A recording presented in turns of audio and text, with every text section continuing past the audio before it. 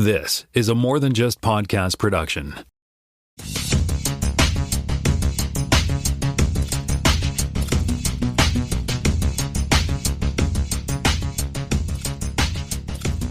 Welcome to Spotcast, Season 5, Episode 3. My name is Tim Mitra. I am in Toronto, Ontario, and I'm joined once again by Jonathan Kuline in Mississauga, Ontario.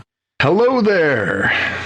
And I'm also joined by Hyman Lopez Jr. in Seattle, Washington. How's it going?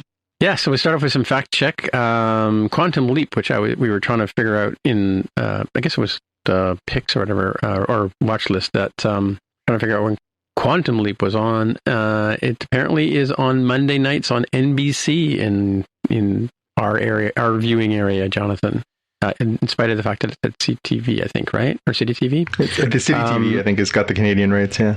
Yeah, and I watched half of the first episode, and then I watched the beginning of the second episode, and my general review of this show is meh.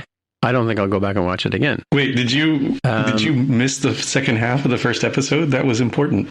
I saw the first episode where he's stuck in the thing. He doesn't remember who he is, and the girl is I don't know, playing the name of the guy now who died. Help me, Gene Stockwell's role, and Ziggy is the name of the computer. And at the end of it, she finds, I guess, his cell phone and sees that he's who he is, and something about some message he left her on some voicemail, FaceTime message he left her, or something like that. But yeah, I mean, I'm just generally the feel of the show is like, I mean, I like the actor, but I just I don't think I'm going to go back and watch that show. How about you? I've seen the first two episodes, and so far, I think it does have some of the weekly serial drama on like regular people television issues. Like you can tell that they have a lot of those, but I think they're tying in enough to the original series. It does continue, TNG style from the original series, and I think I'm going to give it a little bit more time because they're doing just enough. So it's not fully like, standalone episodes as far as I remember Quantum Leap that was like largely you could watch them in any order and it was just about fine. This one seems to be very heavily serialized where I'm a little surprised you would skip the second half of the first episode and then jump into the first half of the second episode. No. I missed the beginning of it. Oh, you missed the beginning of the first episode. Yeah, and then I saw half of it. Yeah, I saw the second half of it, actually. That's a little tough with the way that they're trying to set it up, where it is, in a very sort of overly wrought kind of way for, if you've ever seen CSI or one of my, what do you call them? Guilty Pleasures, New Amsterdam, which is ending this season. So I'm maybe inclined to find something to find my love of like, it's got to be dumb, but like the right amount of dumb to let me enjoy. And so far, Quantum Leap is like a candidate there for me. I would not recommend it if you are like hardcore into the original show because it is, it's not really like an homage to the original show. And it's kind of more like some of these modern remakes or reboots or reimaginings, whatever you call them, like Walker, Texas Ranger, like MacGyver. TNG works for me. Yeah. So it's not for everybody. That's fine. I mean, it sells Huggies and Coca-Cola just fine, I'm sure. Yeah, I don't think to be honest with you, I wasn't a huge fan of the show to begin with. I used to watch it when it was on kind of thing. I'd be like channel flipping and come across it. But I can tell you what, I think where they failed for me as a, potential new candidate as a user is, I knew nothing about it being on. Mind you, I haven't really been watching much, cable television these days, but like who has time? And, so I didn't even know, like if you guys hadn't talked about it on last week's show, I wouldn't even know to look for it. I just happened to stumble across it on Saturday night, and I thought, oh, it's going to be on Saturday night, because if you remember, my Slack message was it was on right now when I was messaging you guys, and then when I went, and then at the end of it, it said, on Monday night. I'm like, again, like who does that? Who premieres something on one night and then its regular night is going to be a completely different night? I get. Maybe there was nothing. It was a slow Saturday or something, and NBC felt they had an opportunity to introduce this show. But then why roll it out like 2 days later on a different channel? I mean, it seemed like a kind of a dumb move to me. It's kind of like how they ruined Firefly by showing it out of order. I mean, if you had missed the Saturday night show, then you jumped in on on the second episode, which is the one with the space shuttle, like it would have been completely like what, you know? I mean, I do remember the gist of the show that Sam was kind of like, you know, stuck in these different bodies and you know, he would go from one to the other and madness and comedy would ensue. And, you know, I like I said, I didn't watch, can't remember ever watching I don't remember one episode where I watched from beginning to end of that show back when it was on originally. I know you guys both watched it, but yeah, that's why my review is meh. I don't know if I don't know if I really would seek this out again. I think I did set the PVR up to record it, so who knows, but yeah, I just halfway through the second episode, I wasn't even paying attention anymore. They had lost my interest. So way it goes. Mm-hmm. Regular people television, Tim. You kind of answered your own question yourself when you brought up Firefly, which is what I was going to bring up. Of like in this era of streaming services, we have forgotten what it was like in the before times, long ago. That TV execs just decided random things that said, I think it's a good idea to premiere this thing on Sunday, but then its regular night is on Thursdays. Unless Friday doesn't do that good, and then we got to put something in there, we'll move it around. Like, why did this show not do too well? It's like, well, why do you think? Because nobody could find the stupid show. That's why your ratings are low.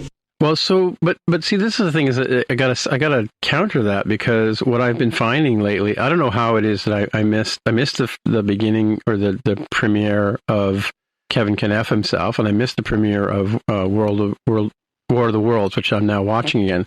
But the beauty of the way things are today is I can jump onto Crave, or I can go to the channel's app, or I can go to Rogers, you know, what do you call it, View on Demand or whatever, and I can catch up on those shows. I also missed the beginning of Handmaid's Tale, right? So I just went back to Crave and I looked up the shows.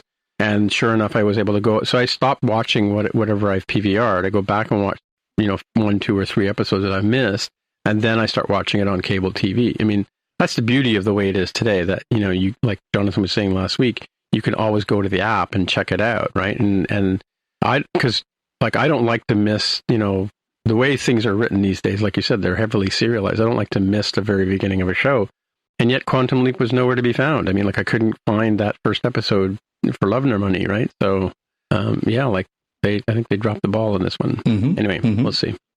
Yeah, I think you're speaking to the biggest problem with network television and why. I mean, I can't even think of anything I watch on network television anymore. It's just burning itself out. The idea of appointment television that isn't like a sporting event seems nonsensical nowadays. I want to watch it when I want to watch it.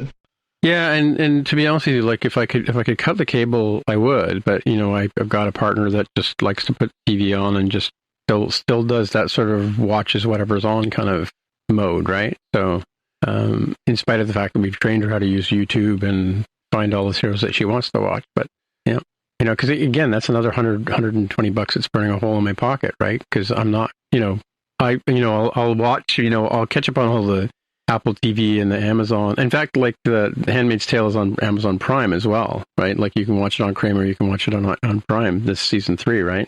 Or is it 3 or 4 or 5? I forgot how many seasons we're in now. But you know, you can catch up on the other channels or their other services now, and not. I mean, by the time we get subscribed to all these things, we're going to be paying as much as we paid for cable anyway, right? Yeah, I mean, so. Well, I think bundling will come eventually. Some of these things have got to start eating each other up, which, you know, hopefully that'll happen. I honestly, I'm impressed with some of the stuff that Apple TV Plus has done, but I kind of like the idea of Apple TV Plus just buying Netflix outright and starting from there, because then kills 2 birds with 1 stone. Yeah, that's true. And well, it's kind of funny because, you know, we also, like, just as a sort of commentary on these services, we kind of, you know, everybody's surprised that Disney puts adult shows on, or Disney puts, you know, not so, you know, not ready for, already not safe for work kind of stuff on, right? And the same with Apple. I mean, when Apple came along, we thought it was going to be all kind of goody two shoes kind of broadcasting, right? Amazon and Netflix have a lot of cruft. I mean, there's a lot of stuff in there that I will never watch, and it's just not good enough quality, especially Prime. When Prime first came out, the documentaries they put on there, they were just, you know, it's almost like the VCR bin or the DVD bin at the rental place, or the Best Buy, where you kind of pod through, you know, for $1 you could buy a DVD, and they weren't even worth the $1, right? Yeah. What's the Dennis Miller joke? If they really wanted to screw you over, they give you 2. Two of crap is crap. If they wanted to screw you over, they give you two. Yeah, exactly. I mean, and that's kind of like I've flipped through. I've tried to look for gems on Prime, and they just aren't there. I mean, like, there's interesting subject matter, and they've bought up a lot of old franchises, like the behind the music stuff and all that kind of stuff. But yeah, I mean, some of the stuff on there is just not even worth like putting on cable TV, right? So yeah, it's tough. But so you're right. I mean, I don't know if Apple would buy Amazon or Amazon Prime or Netflix. Like, is there, like, that's what I'm saying, with all that back catalog garbage that they've got, does Apple want to be associated with that stuff, right? Like I said, Amazon Apple and Disney have set a pretty high bar in terms of the quality of shows that they put on, right? So, mind you, I mean, this year's Emmy Awards, I mean, Ozark was up for an Emmy for Best Drama and stuff like that. Like, Netflix is not total garbage. It's just, yeah. Yeah. No, I'm not saying no, I mean, the stuff that they have, the A-list stuff they have is great. I mean, I watch a lot of shows on Prime. I watch a lot of shows on Netflix, but I'm just saying, like, 99% of their catalog, I won't even entertain to watch. It's gooey and you get sticky all over your fingers and your feet stick to the floor kind of thing, yeah. Anyway, like a bad movie. But speaking of which, Fletch, which we talked about last week, and I don't know what's the Catch Fletch, or what's the name of the show? Fletch. Confess Fletch, starring John Hamm as Fletch, is in home premiere. We were asking, Jonathan was asking about, how do I watch this? And I guess it's not going to the theaters at all. It's just going to direct to home premiere. So yeah, it's disappointing. Although I was happy to see one of my former newspaper colleagues posted the other day saying, I want Hollywood to make more movies like this, so I spent the $25 because I gotta vote with my dollars. And I was like, hey, we always say that, you gotta vote with your dollars, right? And I think that's how it comes down. If you like it, it got good reviews. Again, it's got like something in the 80s for Rotten Tomatoes. Like, it got a good review. It's just it's those tweener movies. Hollywood doesn't know what to do with tweener movies anymore. They just don't know how to market something that is small and not like a blockbuster flick anymore. Yeah, sad. Yeah, and it is, because I mean, I was listening to a pod this week where they were talking about Boogie Nights. And, Boogie Nights is part of that huge boom in the mid-90s where, we got these incredible new auteur filmmakers, the Paul Thomas Andersons, the Kevin Smiths, the Quentin Tarantinos, these people who had something new to say, and it was this great renaissance. None of those guys would be able to get movies made the way that they were getting them made then. Now they'd be like, hey, that's a great idea. Turn it into a 10-episode HBO, miniseries or something like that. They wouldn't know what to do with half those stories. Do you think about the movie Boogie Nights, and then think about that from the context of, if you pitch that right now, they would never give you $30 million to make that movie. It doesn't make sense. They'd be like, cool, we'll make it a 10-episode series and we'll spread it out. Yeah, true. I mean, the same thing. You could say the same thing about, I forgot the name of the director, the Breakfast Club guy. John Hughes. Yeah. Yeah, they would never make his stuff, right? And like you said, the early Quentin Tarantino stuff they wouldn't have made, right? No. No, I mean, and that's the thing. Right now, there's sort of this tween spot, right? It's you can make movies that are sort of below $10 million or over $100 million. I mean, think about what we talked about with the Batgirl movie. The $90 million they spent on the Batgirl movie that they were happy to just take a loss on. It's because they said it wasn't big enough to be a big blockbuster movie, but it wasn't small enough to justify the expense of putting it onto on a streaming platform. So again, it's either do it on the cheap or go huge. Those are the only two options now. I just don't know how sustainable that is. And not to mention the fact that some of these things, I think about, like, if they had done Boogie Nights as a television series, it probably would have been amazing. Paul Thomas Anderson with 10 hours to tell you a story, like, where do I sign? But at the same time, it's kind of degrading the institution of filmmaking. Anyway, I'm hoping that I love Fletch. I love that book. I've read the book. I've read the whole series of Gregory McDonald's Fletch books. I want to show my support too, but I think it's like $25 to rent and $30 to buy. That's still pretty darn steep. Like, if I wanted to go see it in the movie theater, it would cost me, less than $15 to go and just sit and enjoy it on the big screen and the whole 9 yards. That's still a little steep. It's a little steep. Yeah, I mean, I don't get it. I mean, like you're right. I mean, I'm this home premiere thing that Disney started, direct to video and all that kind of stuff.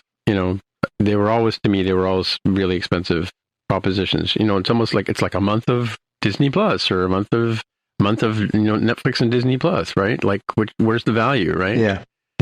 Too much. Yeah. Yeah, but I mean, but by the same token, they have to make their money back, I guess, right? I guess. But again, are they doing this like an A/B test kind of thing? Like, they couldn't get enough theater slots to put it in, like they couldn't afford the buy to put it in all the various theaters and well, because what was it? Kevin Smith talked about how much the Weinstein Company put behind his movies. Like, they would give him, I'm going to pull a number out of my hat here, just $5 million to make a movie, but they would spend at least $5 million or more. He was saying in that one talk on marketing, they would spend that, just on the marketing, right? Mm-hmm. So maybe they couldn't justify the spend of marketing Fletch in the theaters, and they couldn't see, like you said, they couldn't see an audience for it. So, and they couldn't, maybe nobody from, the Netflixes or the Amazons or whatever wanted to touch it. Which we all know it's going to land there anyway, right? Like you said, it doesn't fit in the right slot, right, for these guys, right? So here's what I don't understand. So they thought enough of this movie to try and get $25 a pop off of a rental or $30 off of a purchase for it. It's a Miramax picture. This is Confess Fletch. It's a Miramax picture, which means that's CBS, Viacom, Paramount. That's who owns Miramax now. Mm-hmm. I don't understand if they've got a movie with John Hamm and they think it's good, why wouldn't they just put it on Paramount Plus and try and draw people to the platform? Again, more enticement to spend the money on a month. I realize obviously it's not as much money, but isn't the whole point to like, hey, we'll give you the first taste for free and then you're going to want the candy? Like, I'm just not sure I understand the marketing strategy behind deciding to do this as a home premiere versus a leader into Paramount Plus. But that's what I mean. We don't know that home premiere hasn't been successful for these companies, right? Like, we don't know that, because, I mean, are they reporting on, like a movie comes out, like, what do we got? A couple of movies, right? Like, I think the Maverick movie is currently available for rent. If you didn't want to go see it in the theaters, you can pay for it now. Either, I don't know if you can buy it outright or rent it. At this point in time, like, what is it, that 45-day formula that Harmy was talking about, I think, right? Mm-hmm. Where, something you wait 45 days before it becomes available in the binging services, I guess. Yeah, here, I'm just looking it up online, and it says that Confess Fletch had a very limited theatrical run. Again, I looked for it and couldn't see it. It's on Premium Video on Demand, effective September 16th, and then it'll be followed by a premiere on Showtime on October 28th, 2022. But again, Showtime isn't even a channel here in Canada. Yeah, but like, where the Crawdads sing and the Top Gun Maverick movie, those are ones that right now are top of my head that are rentals, right? Yeah, but Where the Crawdads Sing came out in the movie theaters here. Yeah, what did it? Yep. Yeah, no, it that's what I mean. That's what I mean. So did the Maverick one, right? They came out in the theater, and now they're in this. But I mean, what's the idea behind putting it on home premiere? Is it because they're actually able to recoup some costs before they go into general? Netflix is going to give them $10 for it to put it on their system or whatever, or showcase or whatever. According to the ever reliable source Wikipedia, there is a $20 million budget behind, and that's not including marketing, that's cost, budget for Confess Fletch, and its box office gross so far is just a little over $500,000. So they'd have to do a lot of business to get the money back on the home premiere on that front. Again, I don't know how they determine whether something's profitable or not. Well, and again, like, have you seen a single ad for this movie anywhere? Right? So how are people even supposed to know it's there? Yeah. And again, it's strange because, again, it's got good reviews. You think if you get the good reviews, you're like, hey, we've clearly got something here. Let's maybe put some weight behind it and see if we can do that. Or let's shift our strategy and move it over to somewhere where it's going to get more attention. Or it's John Hamm, who's got credentials. It's got an Oscar winner in Marcia Gay Harden's in it. It's directed by Greg Mottola, who, you probably don't know him by name, but Greg's directed a bunch of great, comedy movies. He did Superbad, he did Paul, he did Adventureland, Day Trippers. Like, he's done some good movies, and he's done a ton of television. He did Arrested Development and The Newsroom and stuff like that. Like, this is not a nobody doing a nobody. This is a good named Hollywood star and a good reputable director. Again, it's the strategy kind of confounds me. Yeah, don't know what to tell you. Paramount, at me, at JPK News. I'm ready to get in there and start working on your strategies. You know what I find works better than that? And just put that thought into a tweet with at Paramount at the beginning of it, and you might get a reply. Or you'll get, "Oh, we're sorry you feel that way, Jonathan." Sorry, we're not hiring right now. We won't hire Canadians, I'm afraid. We'll get back to you in 3 months. It's going to be delayed a little bit. Yeah. In the meantime, let's get into our headlines, and you're up first, John. There you go. Yeah. So we'll start with a little Star Trek news. Just a little bit of sad news, unfortunately. The actress who played Kai Wynn on Star Trek Deep Space Nine, the saccharine villain with the sweet voice, the leader of the religious sect on Bajor. Her name was Louise Fletcher, and she passed away, unfortunately, last week at the age of 88. She won an Oscar for her role in One Flew Over the Cuckoo's Nest, which if you haven't seen, you should. It's an absolutely amazing movie, and she is just incredible in it. And, she had this sort of incredible acting ability to both play somebody who is incredibly sweet and incredibly hateable. She's that as Nurse Ratched in that movie, and she's definitely that as Kai Wynn, this person who you're like, she's smiling while she's stabbing you, and she's just an awful person. And it's funny because I when I saw it pass, I saw her face, I was like, and my instant reaction was like, I hate you. But that's a testament to how good an actor she is or was. She was really, really talented at making these characters very, very, very unlikable and justifiably complex too. Like, these weren't one-dimensional things. She was a very talented performer, and was a big part of that, a big part of that show. She definitely had a lot of memorable moments and a lot of moments, I'm sure, Jaime, you can relate, where you just wanted to throw something at the screen because she's so good. Yeah, I think one of the early season episodes with Keiko, where Keiko is teaching about, normal science stuff, and she busts in like, you can't teach that the wormhole aliens are aliens, they're the prophets, they're gods. And it's like, yeah, you do you, religious lady. Like, this is a science class, so we're gonna cover it from like a non-religious standpoint. And there's like a big brouhaha over this. It was definitely a perfect sort of introduction to how that character was going to fit into the technological world of DS9. Yeah. No, she was a great foil, and sad to see her go, but she definitely leaves a pretty amazing legacy. Yeah, you're right. I mean, I saw One Flew Over the Cuckoo's Nest when it came out, and I remember her Oscar win, and even Jack Nicholson talking about working with her and all that kind of stuff. And you're right, I hated that character. Definitely One Flew Over the Cuckoo's Nest is, I think it's a must-watch movie for just about anybody. But you'll find out what we're talking about in terms of how much she's like the villain. She's like the Ming the Merciless, the Darth Vader of that particular story. And even though she's just doing her job, really, at the end of the day, right?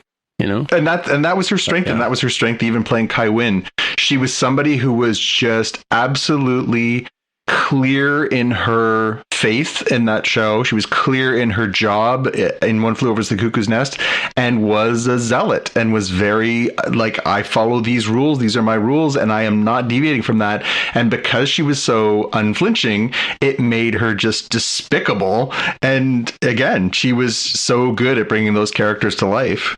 Yeah, definitely. It's funny. I was the Handmaid's Tale, if you've seen that, but there's a character, Yvonne on her last name, but I can never remember her last name. But she's been around for a long time. But she plays a character very much like Nurse Ratched, where she's the foil to the heroine of the story, and yet like I think I heard Alec Baldwin talking about playing a nasty person in a role is like, when you're that person playing that role, you have to believe that what you're doing is you believe you're right. You believe you're in the good place, right?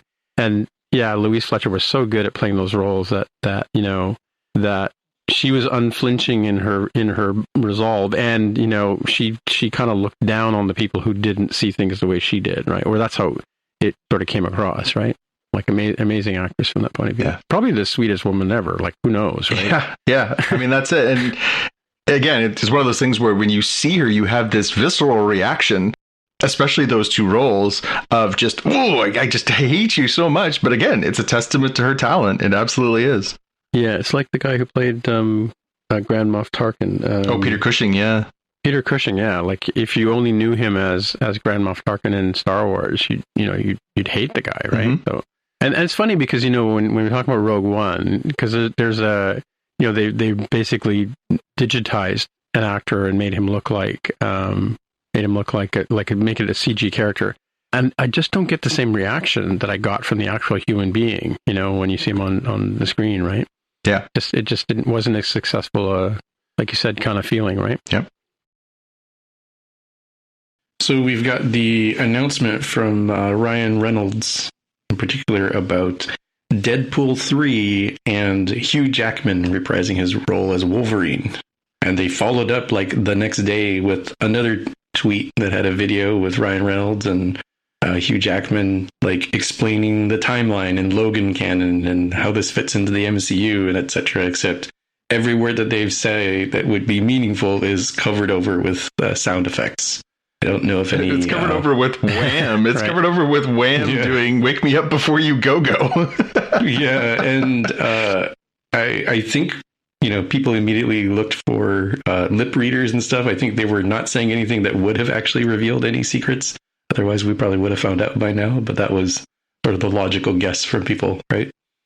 Yeah, and it wasn't just the one. It was kind of a non-announce. It was almost like he wasn't announcing the movie, even though he was announcing the movie, right? Because it was a sort of done in a satire, right? Where he's like, I knew that once Fox was bought by Disney that we were going to make Deadpool 3, and we knew we had to make it special, but I got nothing. And then he sees Hugh Jackman sort of walks through his living room, and he's like, Hey Hugh, want to be Wolverine again? And Hugh's like walking up the stairs. He's like, Yeah, okay.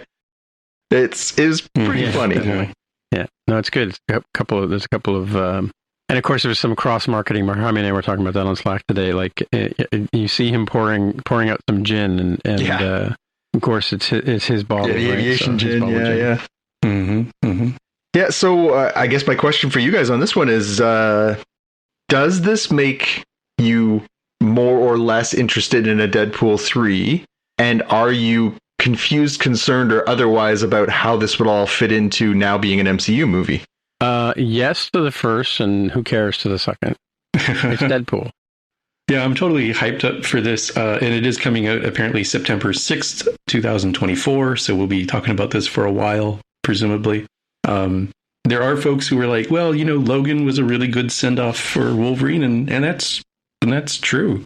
And that's, I think, why they had that second video where, like, how does this fit in? And we've already seen timey-wimey and multiverse of madness stuff, so it'll definitely work in a very comic book sort of way, right? So I'm hyped to see this myself. How it fits in, probably a little bit better. We'll talk about She-Hulk a little bit more today, but She-Hulk is very fourth wall breaking in a Deadpool-esque sort of way, so it won't have to break ground for that perspective from the MCU, because She-Hulk is leading the way from that angle. Yeah. I think... Yeah, did they cover the blip in Deadpool 2? I can't remember. They did not. Because that came out as a Fox picture before the merger, before the acquisition by of those rights by Marvel and Disney.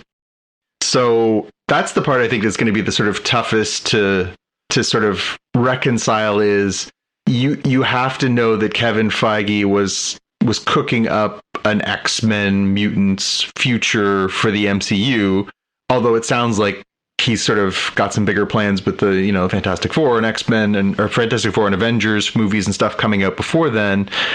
The idea of once again going to the Hugh Jackman well, even in a bubble, when you'd think they would want to distance themselves a little bit from that world is interesting. It's an interesting choice. Yeah, I was going to say, is there ever going to be another actor that can play Wolverine? Well, there has to be, and in the same way that there has to be for a lot of these characters. Especially because like Spock and stuff like that. Yeah, exactly. But I'm joking. I'm being facetious because realistically, okay, well, they came out with the young mutants, the second generation mutants, and who played Wolverine? Oh, wait a minute, it was Hugh Jackman. Mm-hmm. So they play with with it all the time, right? So, yeah. Mm-hmm. I again, I'm not gonna, do we really need to hold them to their feet to the fire because of this decision? No. Get your bag of popcorn, enjoy the movie, and enjoy the bleep. Yeah, given that they've already embraced the Sony Spider-Man movies, that they seem to be pulling, they pulled the Inhumans, the flawed and much maligned Inhumans, Black Bolt into the latest Doctor Strange movie. Like, they're not shying away from their complicated, rights divergent past. And if anybody can pull this off, it's going to be Kevin Feige, right? To make this make sense.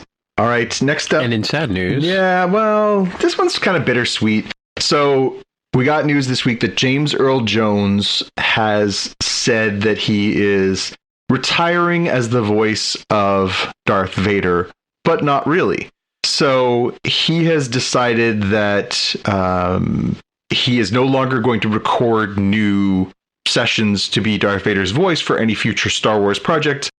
He had famously gone back into the studio to record lines for, Star Wars Episode 3 long after the fact. And then even into when we got into Star Wars Rebels, he was actually doing the voice, new lines of dialogue as Darth Vader.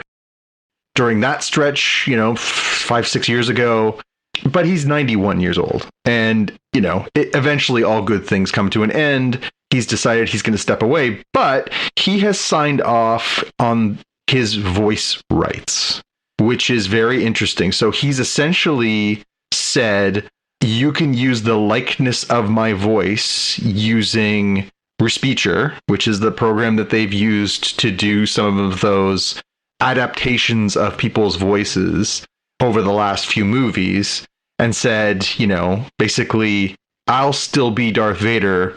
It just won't be me delivering the lines, which is kind of a weird world we're entering where, obviously we've had things like a digital Carrie Fisher and a digital Peter Cushing in Rogue One.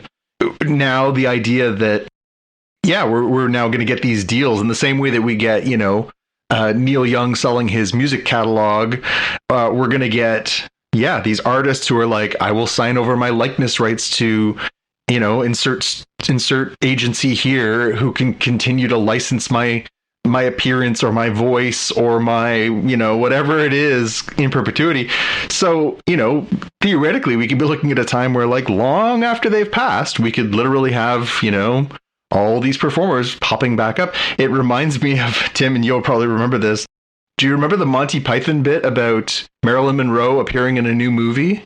And they're like, well, in the ashtray. Yeah, she was cremated. We're like, she's going to be an ashtray. We're going to put her in the fireplace for some of the scenes. We're going to put her in some ashtrays for some of the scenes. But she's there. It's a weird trend. It's a weird thing. But I'm glad. I mean, nobody else can be Darth Vader, right? Yeah, there was a Coke commercial like going back around that same time where there was Marilyn Monroe and Humphrey Bogart and a few other people that had long been dead, and they just had taken them from the films and lifted them and animated them into new roles. I mean, I think this is great. I think this is sort of a forward-thinking actor or agent, whoever came up with this idea, because in reality, like, we all know, James Earl Jones is not going to live forever. He's not going to be able to act forever. He's not going to be able to perform forever.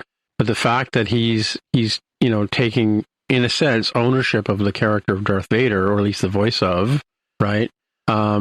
This is great because Darth Vader's voice is never going to change. Like, I think this is amazing. I think, the whole copyright and image, and, you got, people like Tom Cruise saying you can never digitize his likeness and things like that. I think that's in the same sense that look what Napster and digital downloads did for Radiohead. I mean, they kind of embraced it, right?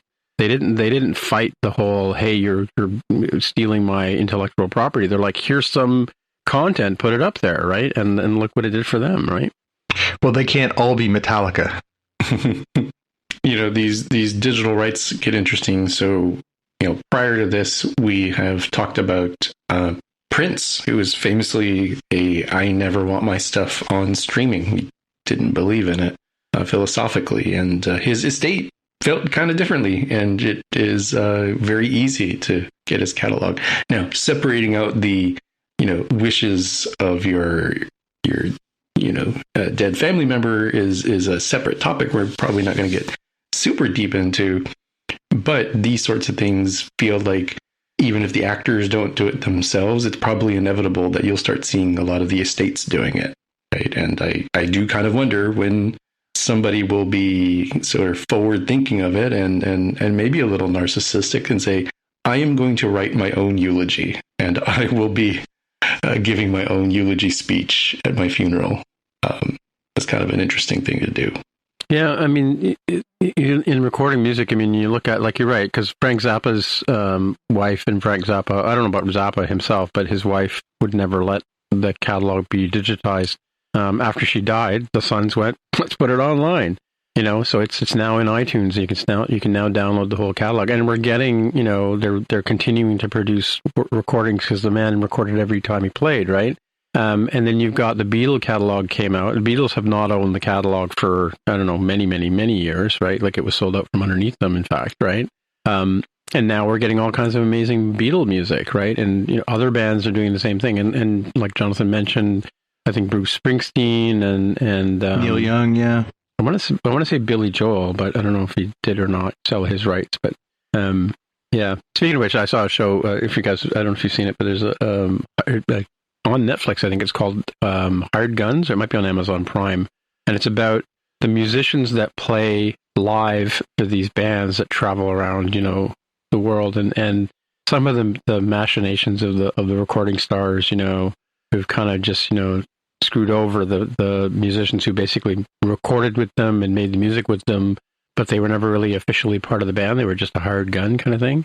So it's an interesting story. But so along these same lines with what Jonathan had posted, Bruce Willis has sold rights to his likeness and everything to a deepfake firm. Bruce Willis, you might remember, we talked about the fact that he has aphasia, a disease that makes it difficult to communicate.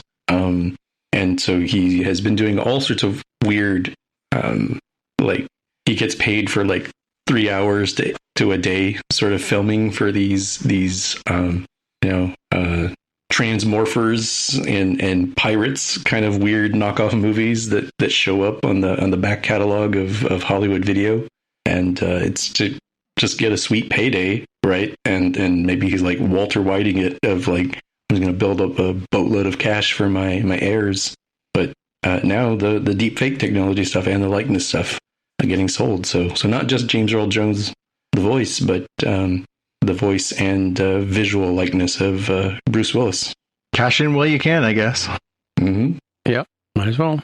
Yeah, the next thing we up is the first teaser trailer for The Last of Us, the HBO adaptation of the extremely popular video game, dropped this week. Not very heavy on details, very much, it's sort of the song playing in the background, a lot of sort of little quick cuts and showing you sort of what the world looks like. We see, of course, Pedro Pascal as the sort of lead character, and I can't remember the young woman's name. She was from Game of Thrones as the sort of young female protagonist. And yeah, it's an interesting looking program, although I did even find myself looking at it thinking, like, no matter how good this is, I wonder if it will suffer from Walking Dead fatigue. I was going to say, like, zombies, like more zombies immediately. That's the first thing I noticed. I went, oh, more zombies. Yeah, it depends how different they can do it, because it's it's more like a spore-like affliction, but it's essentially kind of like zombies, right? Very similar. Lyanna Mormont, or Lady Mormont, if it refers who you're thinking of for the actress in character in Game of Thrones. This looks pretty game accurate. It has been a minute.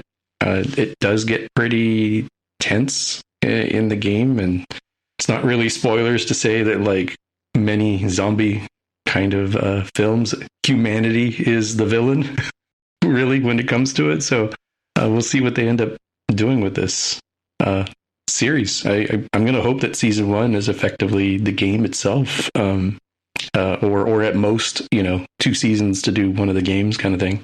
Have you played the game, Jaime? Mm-hmm. Yeah. In fact, it has a remaster coming out. It's been long enough that they're doing a newer remaster. Yeah, I got it as a free download a number of years back, but I'm not huge on sort of jump scare horror video games. I've played a few, and I just find them a little tedious and just kind of grim. I find, especially for games that are sort of involving like that, where it's sort of telling you a story and you have to sort of, fight your way from beginning to end or sneak your way from beginning to end. I find them a little hard to commit the time to. If you're going to spend 20-25 hours on a game, it's a lot. And I know that it's an exceptional game. I've read all the reviews, and I know people in the industry who've raved about it, but I don't know. I've never been able to pull the trigger on sitting down and thinking like, this is a good use of my time. I'm going to get my pants scared off and have to, murder people to keep this little girl alive. I don't know. It just doesn't really hit me where I want to spend my time gaming. And that's where, folks were kind of wondering, that game was so cinematic in feel. Will this feel like pretty much the same? And I think even if it was, bummer for the gamers who enjoyed the game and wanted something different, but a huge bonus for lots of folks who never experienced the game and get a chance to see this great story, right? So you might benefit from that if you were never into the idea of sitting down and doing the interactive part. Well, that's okay. This is a non-interactive version of the game, hypothetically. And trust me, wouldn't it be cool if they could actually make a movie that was interactive? Like Bandersnatch kind of thing? Yeah, maybe. Yeah. The alternative to it being exactly the same as a game is you could be like the Halo TV series, which is very far away from the games, and people were not happy about that either. So really, really tough to do that fine line of a great adaptation that not only feels true to the spirit of the original source, but does its own worthwhile thing. Yeah. Where does the Halo TV show stand right now? Like, is it good? Are people watching it? Is it canceled? What's the story? I think they had already picked it up for a season 2 pretty early on. I think it was such a large investment. It was sort of those like practically pre-approved for 2 seasons. But I'll be interested to see if they do any hard lefts or walking back of things, because the fan base, the fan base wasn't super into the changes that they made. I am less clear. I'm not seeing the stats myself. As I mentioned, I played the Halo games. I was never super into the lore, so the lore didn't bother me at all. Had some issues with some of the things of like, you're doing normal people television here. Don't do that. Don't do that in your multi-million-dollar streaming series, right? Do that for CSI and New Amsterdam. So we'll see what they do. It's a struggle when you're trying to do. That was the first. Am I right here? Yeah, that's the first major non-Star Trek sort of thing that they were trying to do themselves, right? It was all right, cool. We make tons of money off of subscribers to Paramount Plus or Star Trek, and we got a lot of Star Trek. But what else can we do? Yeah, so apparently some of you all have not seen Avatar in the theaters, and that's okay, because not everybody was in existence back when that movie came out, and not everybody was reasonably old enough to have seen it as it was meant to be in 3D in the theaters, right? So if I were to make an analogy for my own self, I was like 2 years old when Return of the Jedi came out, so I've like never seen the originals in the theaters, which is why it was a big deal for me to go see the special editions when I was in high school, right? So I totally get it.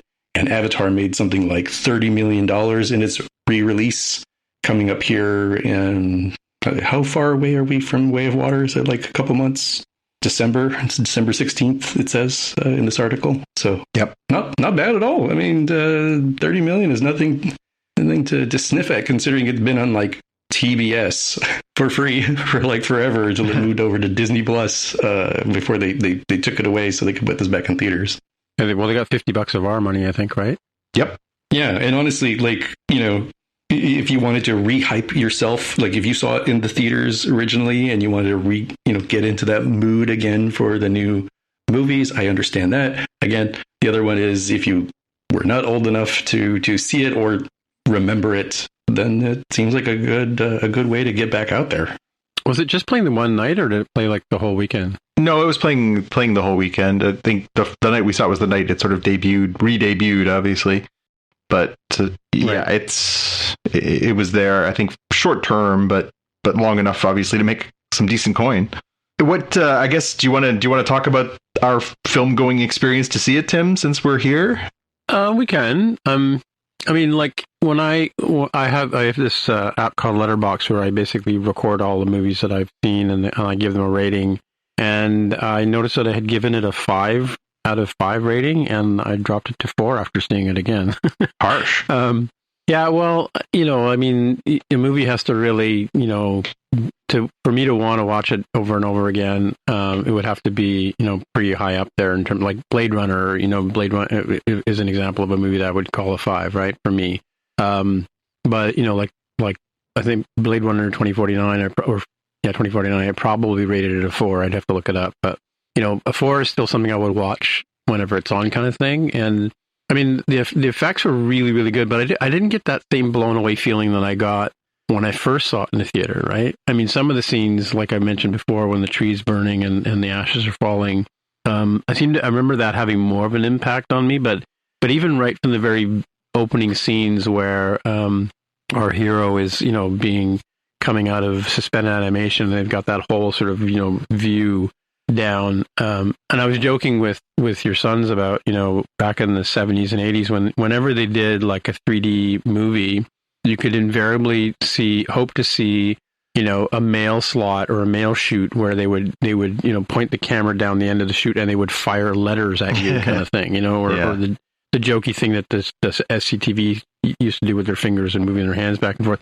And then in this movie, they literally had Giovanni Ribisi hit a golf ball into a cup in the screen. You know, I mean, like, that was so trite, you know, such a kitschy thing to do in a 3D movie back in the day. And here it was. It did a couple of scenes like that in this movie, right? Yeah. Just for the sake of like, hey, it's 3D, isn't this cool? Like, you know, it didn't do anything to advance the plot or wasn't really necessary. Maybe a little bit of character development in the case of this golf playing dude, but because, I mean, who plays golf in their office anymore, right? Well, and he's not playing in his office. He's playing in the middle of the command center, too. It's really weird. Yeah. So, I mean, you know, the story is the story. Like you said, it's kind of a sort of fantasy, you know, thing. I mean, Dances with Wolves meets the Smurfs. I stand by that review. I did that was my review years ago. It'll be my review next time, too. I did go back and watch that. I put a link on the last week's show notes if anybody's curious about the Dances with Smurfs reference you guys talked about, but because I'd never seen that show. But you know, so it was. I mean, it was good. I'm glad I went back and saw it in the theater because, again, you know, we saw it on a really good screen, you know, in a really good theater. Mm-hmm. So it was good. I mean, again, the whole. Again, I don't know what it is. I think it's a Transformers 2 movie, right? Where there's all this CGI for the sake of CGI, you know, battle, you know, things beating each other up. And I just get so tired of those scenes, you know, like, in fact, you know, I closed my eyes for a few minutes during that part of the movie, right? Like, you know, so that's probably part of the reason why it lost a star in my mind. Yeah. What about you, John? Yeah, I mean, it's funny because I remember thinking at the time it was hands down the best use of 3D I'd ever seen. It was extremely well done because, you know, James Cameron is a visionary. He really does have high standards and sets a very high bar in every film that he's ever made. And so, he was thinking about every shot and how it would work and everything else. So it's done really well. I went to watch it this time and I found myself thinking it holds up quite well. It is quite good, but it is starting to show that time has passed. 13 years is a long time in this era of technology when you look at, the kind of stuff that we've seen from the Star Warses and the Marvels and yeah, it was no Spider-Man No Way Home. That was an example of a good movie that was in the 3D really helped the movie, right? Yeah. So it's one of those things where you're right. The memory doesn't necessarily hold up as well as the exact experience. But that being said, we took my young cousin with us to go see the experience. She'd never seen it. She's, as you say, she was in the exact group you were talking about, Jaime. She's just turned 17. She'd never seen it.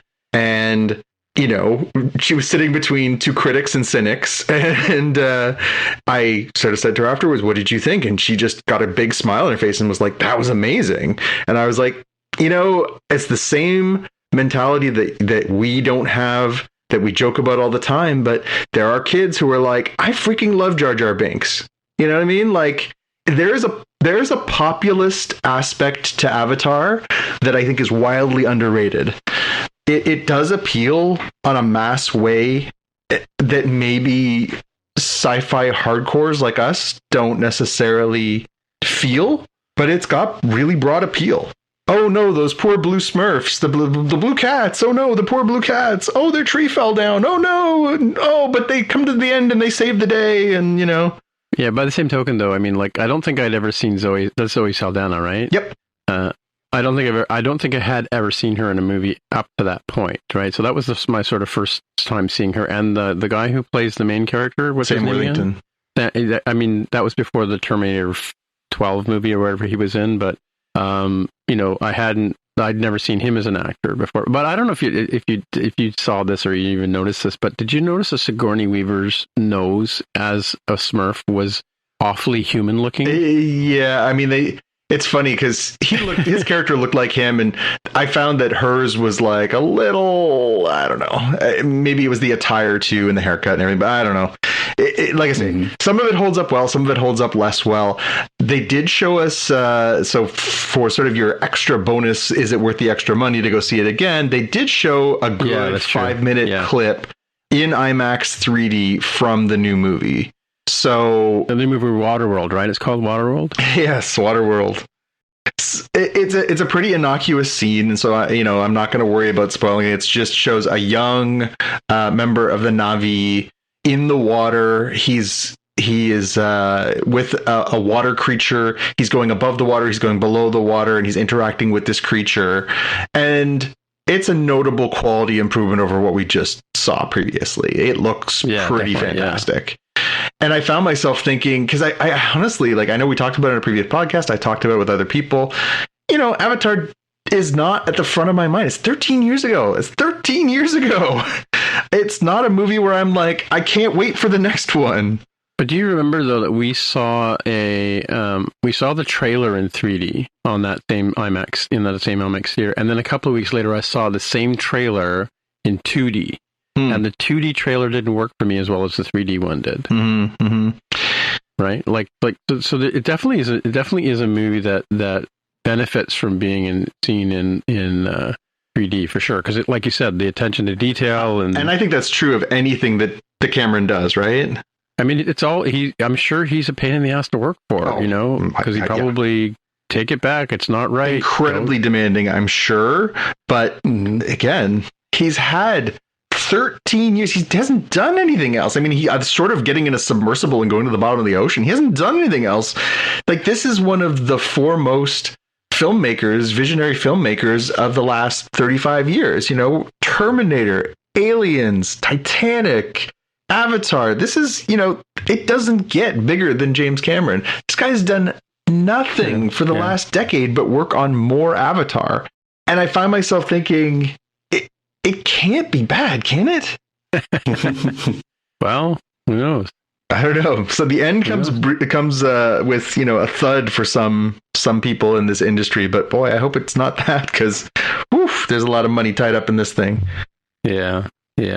All right, last thing before we get on to our main, just wanted to add this in. We had talked in a previous episode about the fact that Netflix had picked up the rights to do a TV show based on Grendel. Grendel is a very good cult comic by Matt Wagner, and I was excited about it. It's about this sort of criminal who fights crime. He's sort of, you know, happy to stoop to the level of other criminals to fight crime, and just a really interesting, complex character. I was excited that they were going to do this. We got news from our friends over at Variety this week that the project is no longer moving forward at Netflix. So yeah, it's disappointing. You know, I still think that there's enough there that hopefully someone might want to do this, but for the time being, at least, it is kaput. All right, well, let's move on to our main part of the show, and we're going to start off with something Star Trek related, and this time it's going to be, once again, the Lower Decks Season 3, Episode 6, Hear All and Trust Nothing. And I modified your elevator pitch, but go for it. Yeah, okay, so what Jonathan's written here, which is great. It's a nostalgic trip to Deep Space Nine, including the let's just, you know, spin around the pillars and enjoy the pillars. Complete with theme music. And Tendi learns to embrace her inner Orion past, and meanwhile, Bold Boimler hits a hot streak in Quarks, and Mariner struggles to bond with her girlfriend's clique. And then, so yeah, it's kind of it's a visit to. I think we talked about the fact that they were going to be visiting upon other Star Trek franchises, or maybe they mentioned it in the Star Trek Day stuff that I was watching. I don't know if we talked about that on the show or not, but the showrunner had mentioned that there was going to be some surprises coming up, and everybody's like, "Oh boy, they're going to go to the Enterprise," or "Oh boy, they're going to go to, you know, Voyager or something." But here it was, Deep Space Nine. Like I said, I watched it with the number one fan this afternoon or this evening, and I said, you know, it was probably easy to choose Deep Space Nine because it's not going anywhere. Yep. It's right there in space, complete with wormhole. Yeah, I mean, my pick for sort of best pew pew pew in this one, the best bit of action was at one point Tendi is with Rutherford and another Orion. They get stuck aboard this ship from the Gamma Quadrant that's gonna, you know, basically kidnap them and Quark, and she kind of goes berserk and embraces her Orion pirate heritage and just starts bashing people, and she's got this sort of this Orion multi-tool, and she uses it to just smash into this guy's mouth and pop his latinum plated tooth out, which, again, it's always fun when they mess with your expectations of these characters. To have, last week we had Rutherford and evil Rutherford. You know, Rutherford's the nicest person. To see him be a bad guy is like, whoa. And same thing when Tendi is just such a sweet character, to have her suddenly be like, I got this, and go like, and, you know, smash somebody's tooth out of their mouth it's kind of fun. It's kind of fun. Well, it was more like an unconscious dental surgery maneuver that she did. Yeah. Did you guys have any other pew pew pew moments? Well, the pew pew pew thing where Mariner and her girlfriend decide to phase themselves because she's phased she's stunned all the other girls in the party, right? Yeah. That was kind of an interesting one. And of course the tractor beam, like, you know, and you know, because Tendi manages to stop the ship, and then of course the Ransom and crew throw it in a tractor beam, and he's like, why did they just stop and let us grab them on the tractor beam, you know? Pew pew pew. I took it in a different spirit, and I took it as the circling the pylons moment, as the, you know, the budget spending scene of, like, you know, let's show off the station sort of thing, and the wormhole. I did pick up the Shax when he sees Deep Space Nine. He cusses out something like "stupid Cardassian eyesore" or something, which makes sense because he's Bajoran, right? So it's like this symbol of oppression to him, not this practically Disneyland for the Starfleet folks, right? Like Rutherford, you know, wanting to go up on the promenade so he could, dangle his feet. And they're like, we got to go. He's like, oh, but I wanted to like have a conversation with a junior reporter or something as a reference to Jake Sisko. Yeah. Yeah. Yeah, and worth mentioning that we got both Nana Visitor as now Colonel Kira as the administrator of Deep Space Nine now, and Armin Shimmerman came back as Quark. So we did get it wasn't a full cast reunion, but we got sort of two of the main characters mixed in there. Of course, Renee Auberjonois has passed away, so so is the young man who played Nog, too, passed away in the last couple of years. So we couldn't obviously get everybody back together, but it was still nice to sort of see faces. Yeah, had the amalgam of Nog and Quark's brother sort of in that one character that at the Dabo table. Right? Yeah, and Dabo was a Easter egg as well, right? And I was thinking about that. At first, I thought, "Oh, is that him?" And I was like, "No, because he's the Grand Negus how we left him, right?" Oh, was he? Okay, right. Yeah. Okay. Mm-hmm. Mm-hmm. The Ferengi running the Dabo tables kind of reminded me of that one character that was a female Ferengi who was pretending to be male because it's illegal to have, or at the time, illegal for them to have profit, illegal for them to wear clothes. And it kind of had that sort of vibe. I think they were probably meant to be generic Ferengi, but I interpreted them as that character. So I don't know. Maybe that's a follow-up sort of thing. I'm not sure. Mm-hmm. Obviously, an episode like this, packed with Easter eggs because we're so nostalgic for DS9. What did you guys have for some Easter eggs that you saw, little bits of the past? Well, as you mentioned here, I did pause the show a few times to explain to Xavier who the two people were. Like I explained to him about Norm on Cheers. Yeah. And then, of course, we saw Morn. And I don't think, as I said to Xavier, I don't think he ever said a single word on Deep Space Nine, nope. Right? So, yeah. And it was always the same actor, too. Yep. Yeah, and always sitting at the same bar stool. And there was, when they were transporting the drinks at the very beginning, I didn't catch all the names, but, there was like the Romulan drinks or whatever, and I didn't get a chance to read all the crates. I don't know if you saw any of the crates that were being transported. You got Batleth R Us? Where was that? Oh, at one point when they first arrive on the station, they're walking through the promenade and they make a quick path past a Klingon booth, and you can just catch Batleth R Us as the name of the booth. Yeah, I don't think I caught quite as many of those Easter eggs as I was caught up with sort of the nostalgia of being in there with that crew. Yeah. It's funny. I mean, I know it's sacrilege. I love TNG, but I still have a special place in my heart for DS9. I love that series. I thought it was so good. Mm-hmm. Mm-hmm. Yeah, as soon as you mentioned the Dominion, I had a feeling we were going. I didn't think we were going there, but I had a feeling we were going somewhere, but they're related, right? Yeah. Yeah. And it's timing. I know it wasn't intentional, but with the passing of Louise Fletcher, it's kind of fitting that this was the episode that aired, right? Yeah, good call. Mm-hmm. Yeah. So what exactly is a brown hole, John?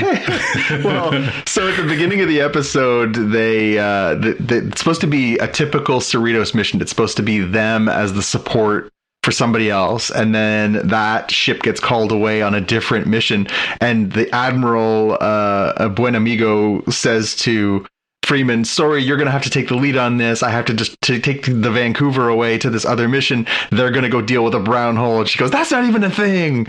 And so the question of the week is, what exactly is a brown hole? Maybe we shouldn't Google it. I'm just suggesting. Yeah, that's true. Yeah. Any scientific thoughts on the brown hole? Yeah, I was curious about that myself. I'm like, that's not a real space thing, is it? Because, we know of black holes, right? That's probably more popular in mainstream media understanding of space astronomy. But brown dwarf is what it kind of, sounds like it could be related to if you didn't go the Urban Dictionary kind of route for black hole, for brown hole. And so I thought maybe it might be related to it. I searched, and there is literally no real thing like brown holes. Brown hole versus black hole. Like there's just nothing you're going to find there. So that was legit. That's not a real thing, as they stated in the show.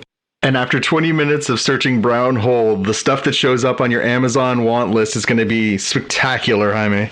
Yeah. all those cookies are going to lead you to some very, very interesting places. I flagged a couple of good quotes coming out of this from our lead characters. The first one from Boimler, when he gets excited at playing Dabo, Mariner sort of says, why would you even play that? It's a Ferengi bar. You're going to get cheated. And he says, cheating at Quarks? You can't rig a game here. That was, of course, classic. Tendi, shh, I'm pirating. Again, really like that one. But my favorite for the episode was probably, there's the subplot where, of course, Mariner is going with her girlfriend Jennifer, and they're going to go hang out with Jennifer's friends. And, they end up getting locked in their room and they're all freaking out. And so Jennifer says, like, if they're freaking out, I kind of wanted you to sort of put these women in their place. I'm kind of looking forward to you being you around these crazy, overreacting people. And so she pulls out a phaser and just starts running around the room, phasering them all. So the quote is, well, I definitely didn't have phaser all your friends on my bingo card. Right. Great stuff. Yeah. This episode was kind of interesting to see the contrast between the two Orions. You have Tendi, who is desperately trying to avoid anything related to her culture because she thinks of all the negative stereotypes. And the other guy who's kind of like Worf, he's like from Ohio. He is the most Orion of Orions because he is looking at the stereotypes and he didn't actually grow up in the culture for any significant period of time. So seeing those sorts of different things is kind of an interesting, almost, commentary about how people view their self-identity and their cultural identity. Yep. Right? Yep. An interesting sort of another decently but not beating you over the head sort of look inside who a character is with Tendi as we picked that up off of Rutherford last week, right? Getting their character moments. Yeah, just a little more inside who they are, the fact that she's not necessarily proud of her heritage, even though it is, I'm sure we've all dealt with it. My cultural heritage is Irish and German. There was a lot of crap to be taken as a young person being Irish and German, especially the German side. I'm sure both of you, because of your cultural heritage, have taken a lot of crap. And Tendi is tired of people being like, well, you must have been a pirate. You're Orion. Yeah. Yeah, totally. Yeah. 100%. Changing topics a little bit, my big question here is, what is Mariner's relationship with the DS9 crew? They clearly know her pretty well. We've seen her know folks from like the Enterprise. There's a long-standing theory on the internets from like season 1 that Mariner's slightly older than the other lower deckers and might have been like one of the family members on the Enterprise with her mother serving on the Enterprise. I don't think we've seen anything to make that concrete, but it would kind of make sense of like what would be her relationship with these major characters there. Yeah. Yeah. And it works well because she's always sort of the voice of been there, done that on these shows, right? And it leads to the payoff of funny gags like her having a tab run up at Quark's bar. Yeah. And blackmail material on Quark. Yeah. Yeah. Yeah, and she's sort of been on all these different missions or different ships and things like that in her career, right? So yeah. Because her mother's always annoyed at the fact that she never really wants to advance her career, just stay in where she is, right? Yep. And that's not the first time we've seen a Ritos T-shirt, right? No, but for Christmas, right? Like those disco shirts, they should put those available as well if they haven't already. Well, you can buy them on U.S. Amazon, but not in Canada so far. And we move on to She-Hulk. Yeah. It was a much better elevator pitch than what I had, because mine was, Shulk has a boyfriend while her client may be at large, and I feel like yours is a much more fleshed-in version of that.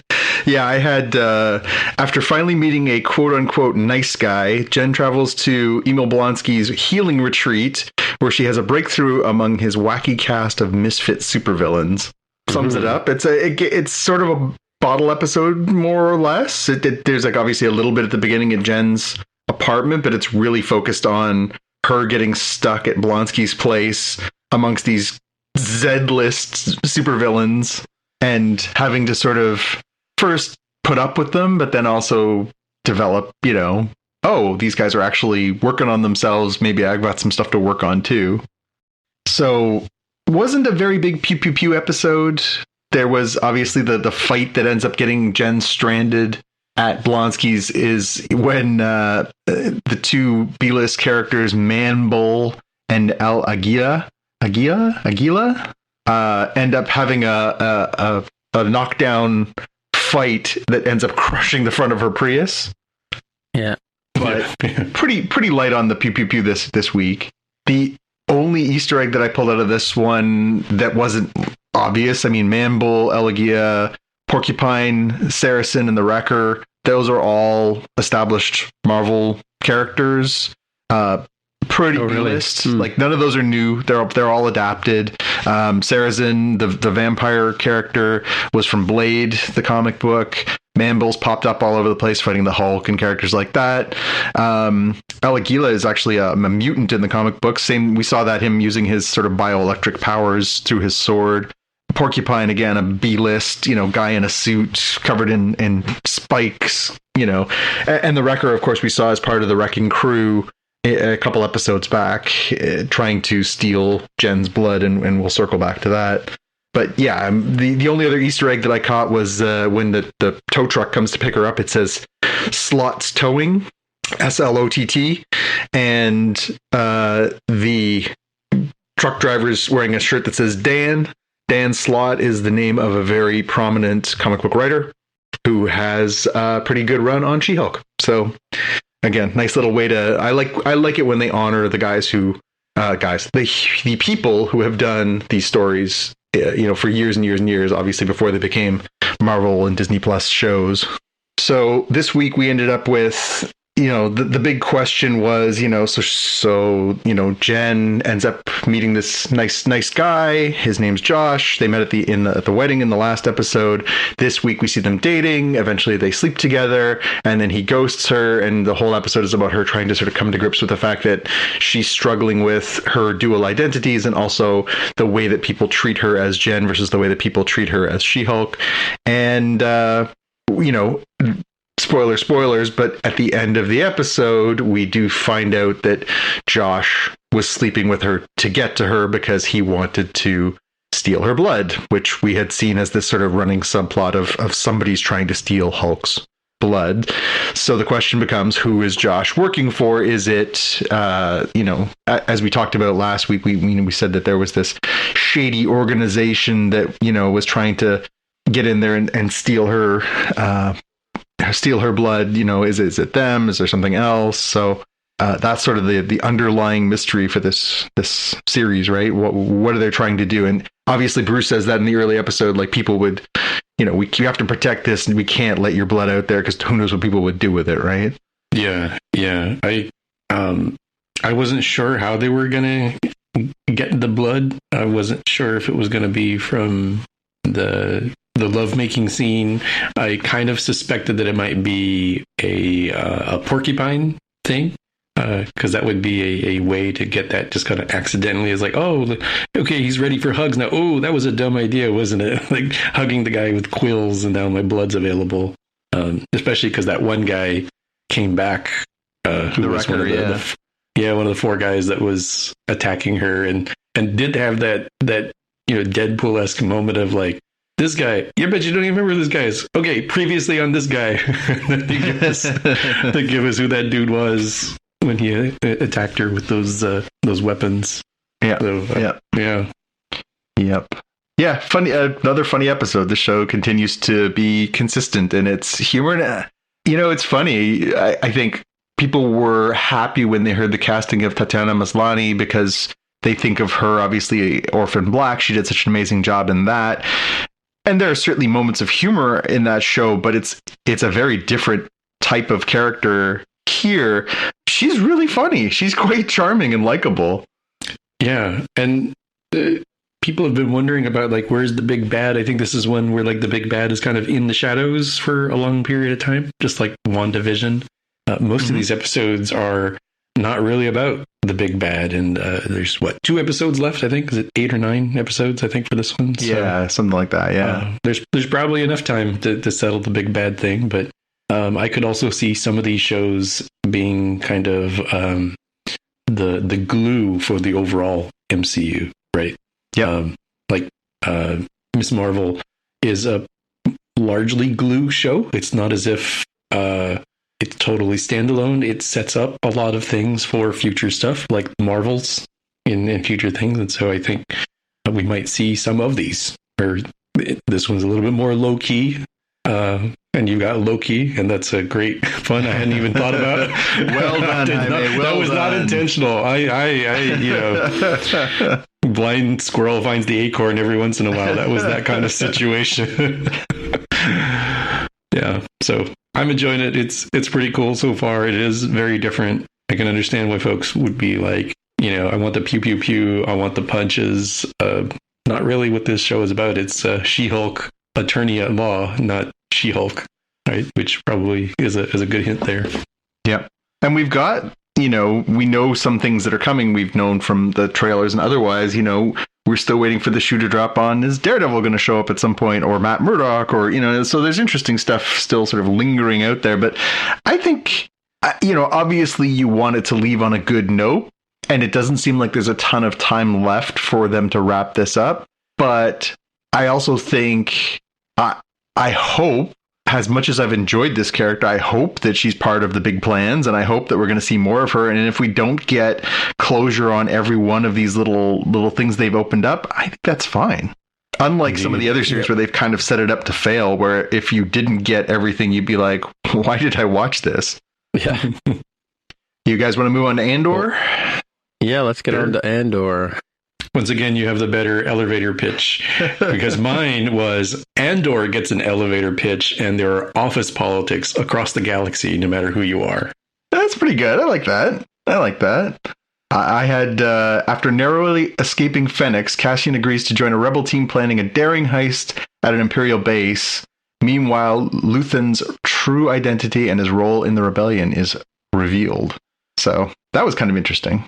Yeah, and it's funny because, my first commentary on the first 3 episodes were that I didn't think that it might not be approachable for someone to watch the first episode or even the first and second episode and then want to see the third.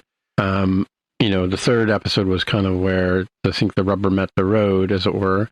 Mm-hmm. And I was disappointed that I wasn't able to carry on to the 5th episode after watching this one. They've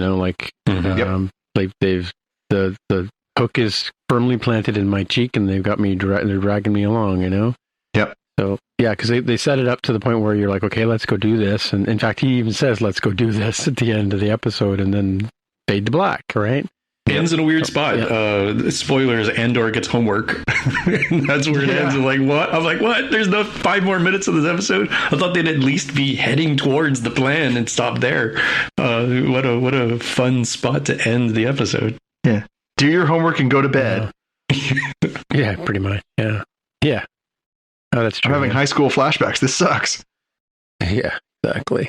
Yeah. It looks like we have a difference of opinions on the best pew pew pew. I'm sorry to skip ahead a little bit go ahead. there. Yeah. Because yours, so mine was there wasn't much pew pew pew here. Mine was the TIE Fighter Patrol, which I was going to say that TIE Fighters. Great sound. It's always nice to see those on there. It's the hide from the patrol kind of thing. That was where the money you definitely went. beat me. I sort of jokingly said the best was when Karn gets fired. So this is Deputy Inspector Karn, who's the guy who blew it and made a mountain out of a molehill and embarrassed the Empire and everything else in the last 3 episodes. He and his boss and fat bastard from Austin Powers all get fired. And he ends up going home, and the first thing his mother does before she even says hello is smack him across the face. So, yeah. Brought shame to the family. Yeah, no kidding. And it was a good episode. Yeah, it was. So I grabbed a couple of the Easter eggs. There was apparently, I grabbed the link, and maybe we can chuck that into our show notes for the Screen Rant review. They did a great job of breaking down a bunch of the stuff that was in Luthen's art gallery. So we find out in this episode that Luthen, who had recruited Cassian into this mission, is actually an art dealer on Coruscant, where one of his clients, who he's clearly working with, is Mon Mothma. We get to see her again, and inside of his gallery, they're having this conversation, and they're sort of looking around. There's all kinds of cool stuff in there. If you're into deep Star Wars lore, this is a great piece on Screen Rant that talks about like, oh, this was a thing that belonged to this person in this random expanded universe thing. And, they really go down the rabbit hole. It's really cool to sort of all the stuff that people have called out in there. So neat stuff if you're really into all of that. The only other thing I flagged was they did make a reference in that Imperial meeting where all the Imperials are sitting around and talking about their updates. One of them says there's been an increase in construction goods going to Scarif. Of course, Scarif we know will come to play back in Rogue One. That's one of the planets. That's I think the first planet that gets targeted by the Death Star and gets blown to smithereens. Really? I thought Scarif was where they stole the plans. Was that not where the final part of the movie takes place? Is Scarif that one? I thought Scarif was the earlier planet. Maybe I'm mixing them up. Because where's the one where? Yeah, maybe you're right. Maybe Scarif is the tropical planet. I was mixing it up with the one where we see Forrest Whitaker and everybody gets blown up. All the Book of the Wills and all that stuff. It was Jeddah, I thought. It was like the Jedi planet. Okay, see, there you go. See, I was mixing it up. So you're right. So Scarif obviously is where they're building that Imperial, where the plans are essentially, right? Yeah, the big data warehouse or data center or whatever it's supposed to be. Yeah. Server farm, the Imperial server farm. Mm-hmm. Mm-hmm. Yeah, I want to know, what are those pens that they all have in their lapels? I know. The Empire. Like, what are those? Are they microphones? Or are they, And apparently the more important you are, the more pens you need. Yeah, well, they have the little squares on their chest, right? Yeah. And in this case, they're all blue. And because the lead dude has 5 of them, and the rest of them have 3, right? So those are all obviously rank insignia. And he's such a interesting administrator, kind of, again, sort of a next level up, because when there's a little bit of an argument between two of them, the one woman who's clearly got her finger on the fact that there's something going wrong, and yet the other guy's like, yeah, but you're stepping on my turf, and I'm going to block you. And then they go to see the big boss, and the boss comes in and shuts them both down in the same manner that the guy who got fired, what's his name again? In the same manner that his boss, Karn, tried to shut him down, right? And then, the scene where the 3 of them are standing there in their you mentioned the suits last week, blue with orange piping, which is just a really bad color combination. He's standing there in the middle, and he's got his uniform on, and he doesn't look like the big administrator dude that's going off to the big city as he did in the first episode. At first, I didn't recognize him. I'm like, why is that guy here? And then he's like, I wasn't even involved in this thing, and you're their boss, you idiot. Of course you were, right? So.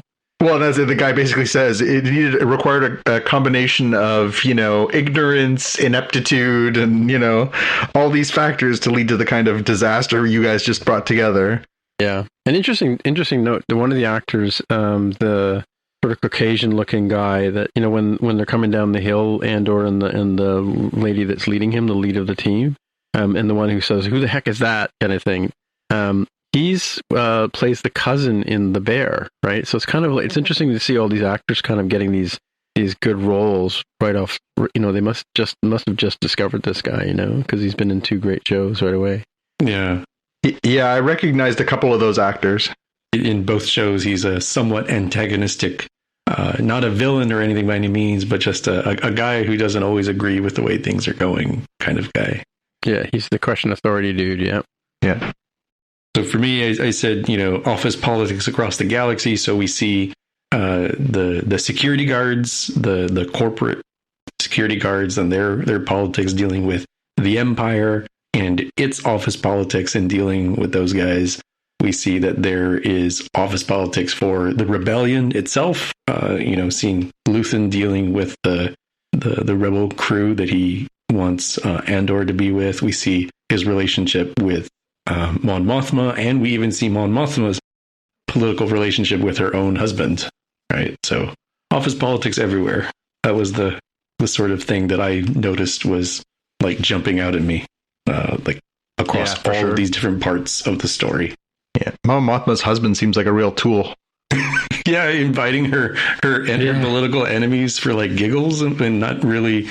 He's like, oh, we confirmed it. Like, bro, you can't spring that. She's busy. I'm sure she was probably like, putting on her underwear or something, having just stepped out of the shower, and you're like, hey, can I invite these guys? Yeah, sure, whatever. I'm dripping. I need to go dry myself.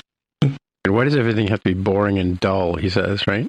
Yeah, well, and it's funny, too, where she's, it's not like she's like, oh, we disagree on our politics. She's like, these people are literally creating a blockade that is going to starve people to death. Like, it's not like I disagree with their politics. It's like, these people are monsters, Yeah, just don't sit them next to me. Yeah.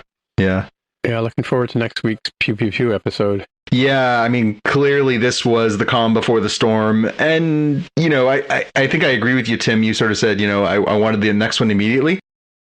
It was an interesting episode, but it was table setting, right? It was, hold on to your socks, kids. Yeah. Here's where we're going next. And we know that there's going to be this raid, and, who knows what comes from that. So, yeah, this just felt like, getting everything set up for next week. And then big picture, we saw we now know that I think they identified it as Lieutenant Miro is the young woman who's working for the Imperials, who sort of sees this pattern of there might be something bigger happening here with the rebels. And so, are we going to start to see her putting this together and starting to see, both the Imperials realizing that the rebels are getting a little more coherent on their tactics? Is it going to be as the result of this heist that they're planning, that things will start to sort of escalate and we'll start to see more of what we traditionally recognize as the rebellion? It's a very nuanced sort of approach, right? Where you take the simplicity of A New Hope, and it's pretty much like everybody's together. We're going to, go fight the Empire. And it's really only kind of people off to the side like Han Solo that are a little bit, not fully engaged with that sort of belief. To see other folks who are like very much all heavily committed to the cause, they just do not yet agree precisely how to obtain the goal of that cause. Yeah, they're not really unified, which, it's 5 years before the Battle of Yavin, so plenty of time to start building up that sort of thing. Yep.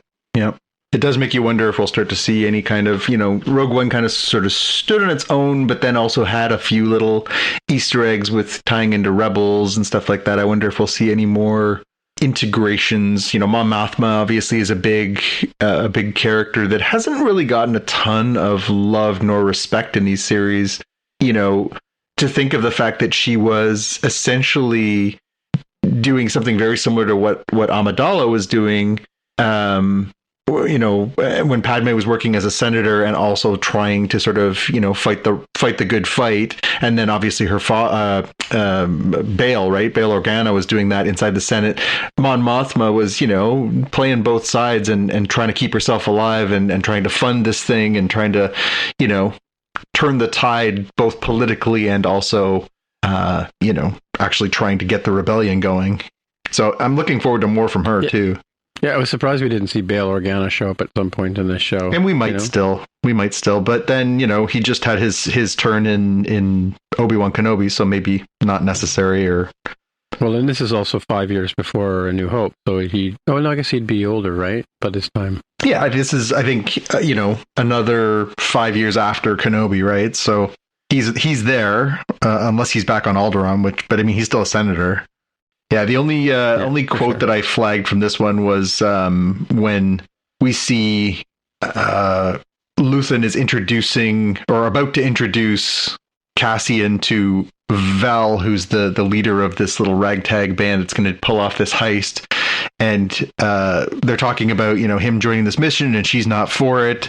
And she sort of says, I'm not risking my people for this guy. And she says, well, he says that's the advantage of renting him. He's disposable, which is like, it's a really different perspective from what we've sort of traditionally, and I think we saw as part of the taste of Rogue One, which was very different from traditional Star Wars. It's not like the good guys versus the bad guys. There's a lot of shades of gray in the rebellion, right?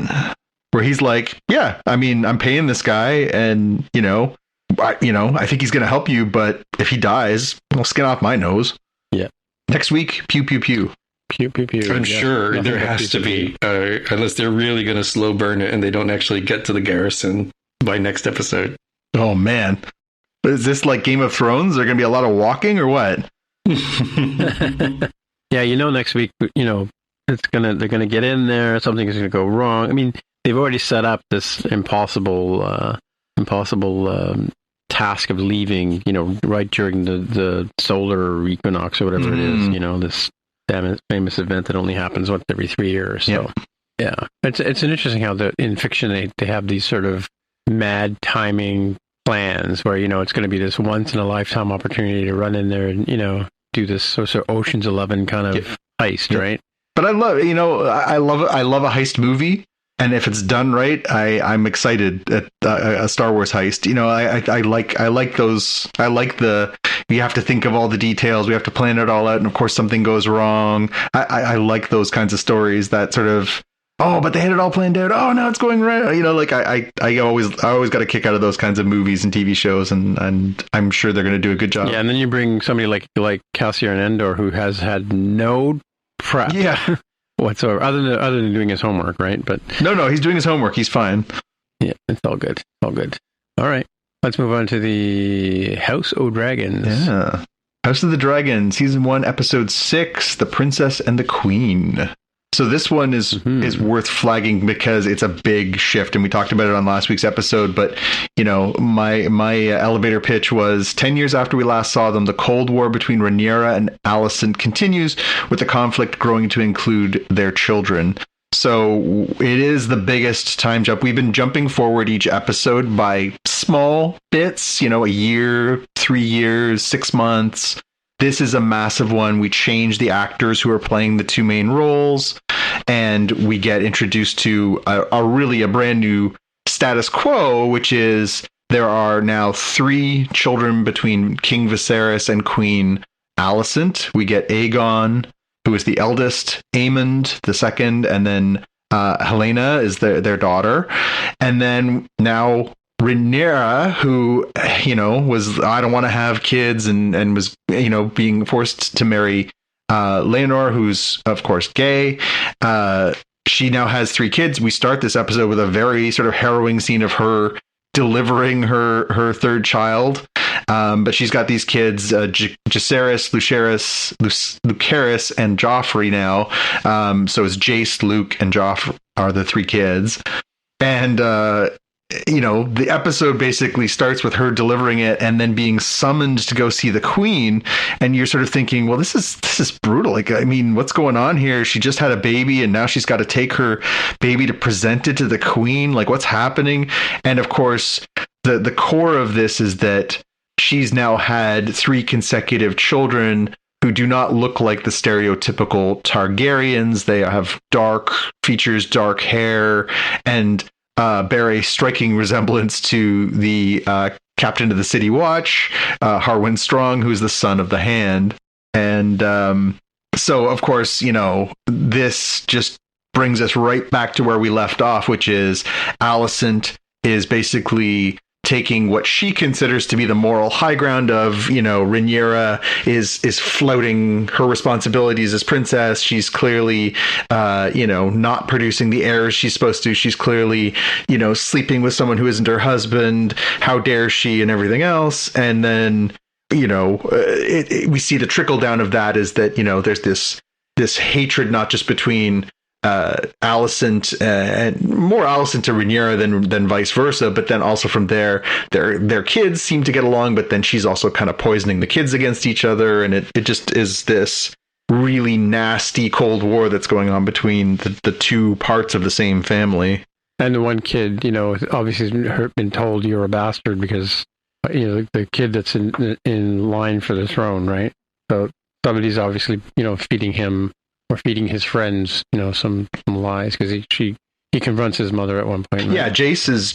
So theoretically, Rhaenyra is the heir to the throne after Viserys dies. He's proclaimed this. The people have shown bent the knee and pledged fealty to her. After her passing, Jace, her son Jacaerys, would be the next king. And none of Alicent's children would be having a fair claim, except for the fact that there's this lingering sexism of, even though all these people bent the knee, even though Viserys named her the heir, that everyone expects that when Viserys dies, no one will actually honor that and bend the knee to a woman, because there hasn't been a woman who's been the queen of the Seven Kingdoms. Right. And my Easter egg was that Baratheon kids are all raven-haired. This was a major plot point for Game of Thrones, and continues here in what I'm going to consider an Easter egg. Like, if you were paying attention to that in Game of Thrones, you would have noticed it kind of funny that all of her kids were raven-haired, and very much unlike the supposed father of Laenor. Yeah, absolutely, and it's basically the same. You know, there's no book like we saw Eddard Stark find in season 1 of Game of Thrones, but you know, it doesn't take a magician to figure out. Although it is a little bit flawed too. Just because you have two blonde people does not mean they're going to guarantee to have a blonde child. You know, it's not the way genetics work. But I guess in this pseudo medieval world, the expectation is if you breed someone of Targaryen heritage with someone of Targaryen heritage, that you get a blonde. I was listening to a pod this week where they were talking about some of the book versus TV show differences. And one of the ones I thought was really interesting that they changed for the show is that in the book Fire and Blood, Rhaenys, who is Laenor's mom, is a dragon rider, and she's a Targaryen. In the book, she has brown hair. Here, they've given her blonde hair so that you get that continuity of all Targaryens, of people of Targaryen blood are blonde. But it makes more sense that they wouldn't all be blonde, because, you know, that's not how it works, right? But, you know. Well, and Viserys tells the story of the horse that escaped and gets sired by another horse. And even though it's the mismatched color of the horses, the foal comes out brown. You know, and of course, you know, Alicent says, well, how do you know? Did you see the actual horse sire the horse? Like, the implication is what? He should be sitting there at bedside watching Laenor have sex with his daughter? Like, yikes. Yeah. And it's kind of funny, though. You know, you'd think, though, I mean, like, I always think about this, like, all you have to do is do it once, maybe twice. I mean, and you not put your sexual preference aside and just, you know, make a baby. You know? And that obviously that's where, you know, it's a strange show, and you know, we can digress a little bit to say, you know, they're definitely setting us up with, you know, to dislike the Alicent point of view and to favor the Rhaenyra point of view and sort of root for her side and not for the other.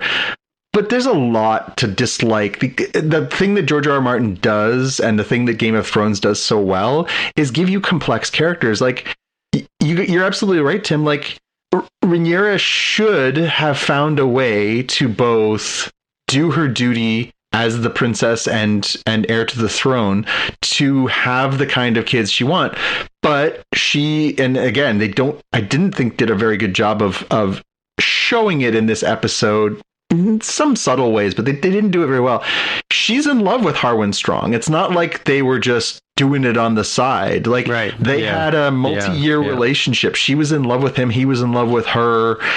You know, when you see him, that the one scene you really kind of see it is when she hands the baby to him and he's beaming. Like, he loves those kids. Those are his kids. Right. He knows they're his kids. Yep. Like, it's not, and that's fine. And he's fine with Laenor and like, but they don't give you enough time to see the connection between Harwin and Rhaenyra to know that they're not just, it's not like she's being improper and being like, well, I sleep with this guy on the side. He's just my piece of butt.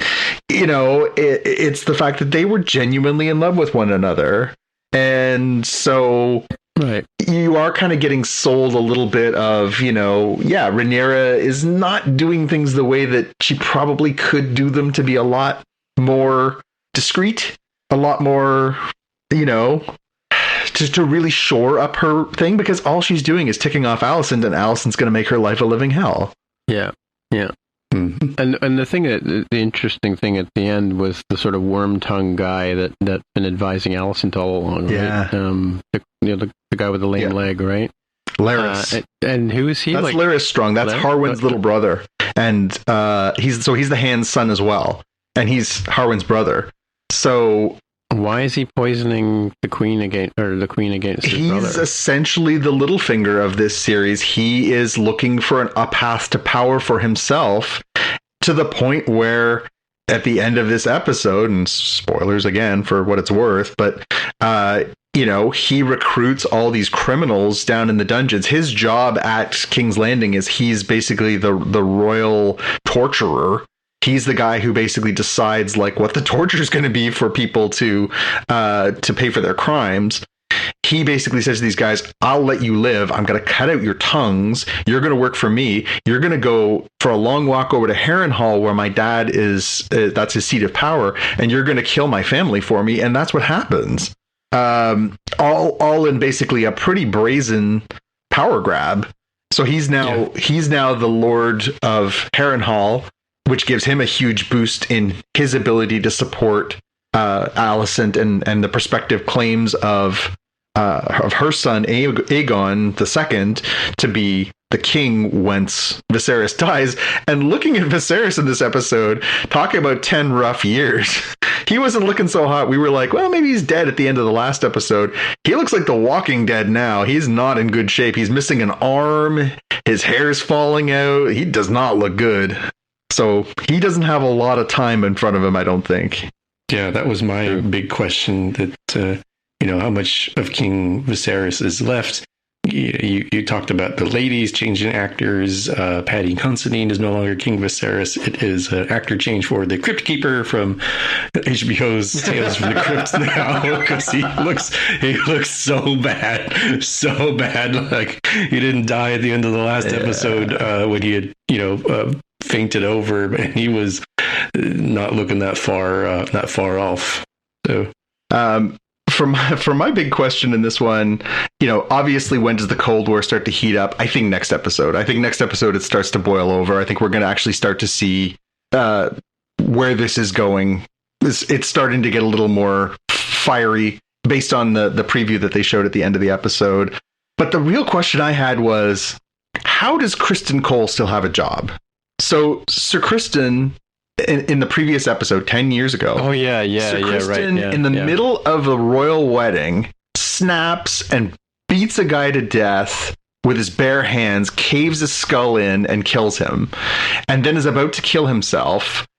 Somehow, not only is he not fired or put... Well, the queen stops him. Of course, he's going to kill himself. She stops him, so clearly she's protected him. But, in what world would he get off on not getting punished for this? Well, I think she's made him her guard. She has, right? Clearly, yeah. And then flipping from that, not only does he continue as now the Queen's member of the Queen's Guard, but he's also responsible for training the next generation. And in the yard, he's tossing around the heir to the throne. He's clearly got a bias towards the one set of kids and against the other one. But at one point he grabs Jace and sort of flings him around. That's the heir to the throne. That's the next in line after Rhaenyra.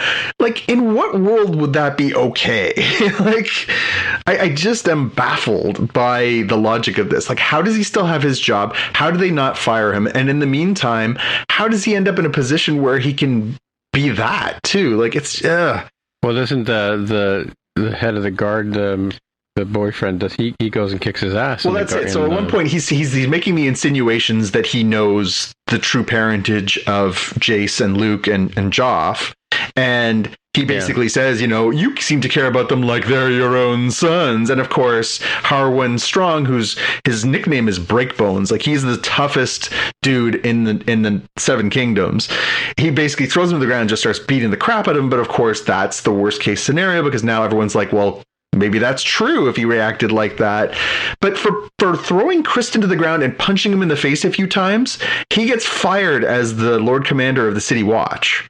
If he gets fired for that, and that's just in a fight in the schoolyard, how the hell does Criston get to keep his job for beating somebody's face inside out at the royal frickin' engagement party? Yeah, I took it as protection by the Queen, and if anybody questions, Viserys placates his wife quite a bit, right? He's he's a yeah, placater. for sure, but so that as soon as Viserys is gone, I feel like the queen will not be able to protect him as easily. Yeah. It's one of those ones where you're like, you're trying to sort of suspend disbelief and everything, but it just there's no logical path to that one. So the other little storyline that we got off to the side of this one was the Daemon and Laena storyline. So Daemon, obviously, he keeps showing up at King's Landing and trying to marry his niece. And so far he's 0 for 2.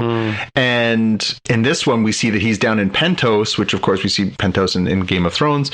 And he has married Laena, who is Laenor's sister rather. And they have got 2 little girls and another one on the way, and they are all dragon riders. He and his wife and one of their daughters are dragon riders, and the other one is very, very sadly holding her dragon egg up to the fire going, please hatch, please hatch, please hatch, please hatch. But of course that storyline sort of plays out, and we see that he's still enwrapped in being a Valyrian and what it means, and a Targaryen, and he, unfortunately, his wife, Laena, goes into labor. It's a complicated birth. She can't give birth, and she commits suicide by dragon, which is pretty spectacular as far as pew pew pew goes. She basically has herself cooked by the biggest, nastiest, baddest dragon in the kingdom. Finally, grudgingly decides to torture at her request. But yeah, it's that storyline is kind of interesting too, because now for the second time in 2 episodes, Daemon's a single man again. So we'll see what comes next. And I wanted to flag, so the actor who played Aegon II, who famously was naked in the window, pleasuring himself. Oh yeah. That's Ty Tennant. That's David Tennant's son. Oh, really? So we're getting a little next level on that. I didn't recognize him from behind. Yeah, exactly. And for my Easter egg, I had to flag that's the same window that Tommen Baratheon tosses himself out of in Game of Thrones too. So one person tosses off. It's a whole, yeah. Good one. Thank you very much. Yeah, I like this show. It's the time jumping has been a little confusing. I read online this week that they're not going to do massive jumps again. This is sort of now going to sort of continue in a slightly more coherent fashion, like weeks, not years. But it's definitely doing what Game of Thrones did in the first place in a lot of ways. Not perfectly, but in a lot of ways. It's giving us very complicated people who are deeply flawed, just like all the characters were on Game of Thrones, right? Nobody's an angel. Everybody's got problems. Everybody makes mistakes. I think it's one of the things that makes Game of Thrones and by proxy House of the Dragon one of the most compelling shows on TV. Yeah, I agree. Moving on. Yep. Rings, Lord of the Rings, the Rings of Power, episode 5. So we're over the hump here. Partings is the name of this week's episode. All sides are marching and or sailing towards battle in the Southlands, while Elrond finally learns why the elves need the mithril from the dwarves. Thoughts, impressions? Also light on the pew pew pews. My elevator. Well, so my elevator pitch and my best pew pew pew are related to Isildur's very bad day, where he ends up destroying the boat, or maybe the other guy does. It's a little unclear who you want to blame there. That was not the best move, as he tried to stow away there. Yeah, I don't know how to describe that, given the where this character is going to go. I'm like, wow, he's starting from some kind of humble beginnings as a character. Yep. But then we know what his destiny is, right? And we know how deeply flawed he is, and shows his sort of true colors in the future too. So it kind of adds up when you step away from it too, right? Yeah. It makes sense with where it's going to go. I feel like your description was pretty good, because I am challenged to give like a quick recap of what's going on in these Rings episodes, because there's just like a lot going on at once. right? You've got it really is converging storylines. It's more like old Game of Thrones in that we're getting stories that are seemingly quite disparate that are coming together, but in this case, they're coming together quicker than I think Thrones obviously did, especially in the beginning.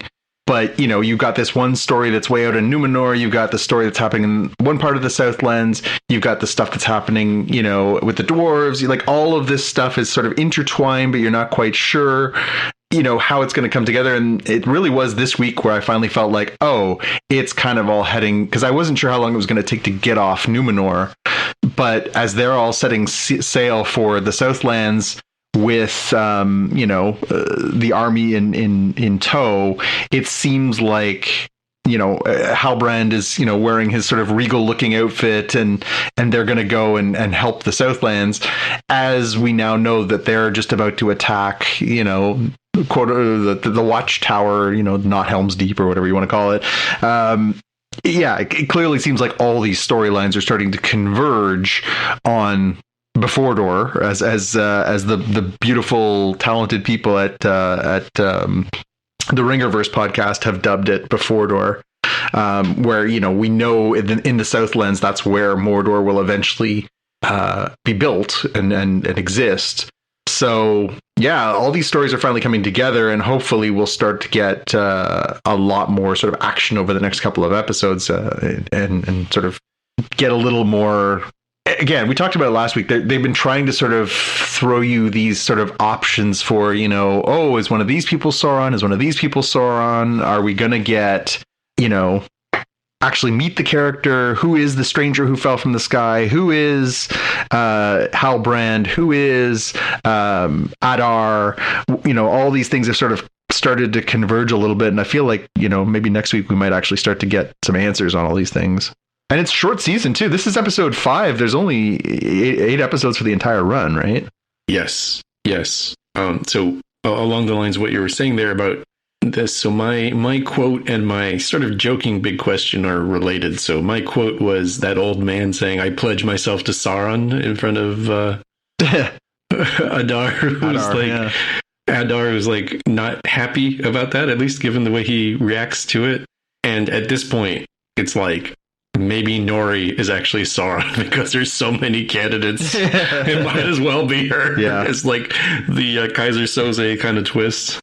Yeah, and that's it. Maybe it'll come out of left field. I'm putting my money still on Halbrand. Just, I think they've done such a good job of sort of setting him up. But again, that could be all red herring. It could be just coincidence or whatever, but it really does seem to be pointing in that direction. Yeah, I mean, he is the guy who can forge stuff. And for a show called Rings of Power, I don't think we have seen a Ring of Power yet.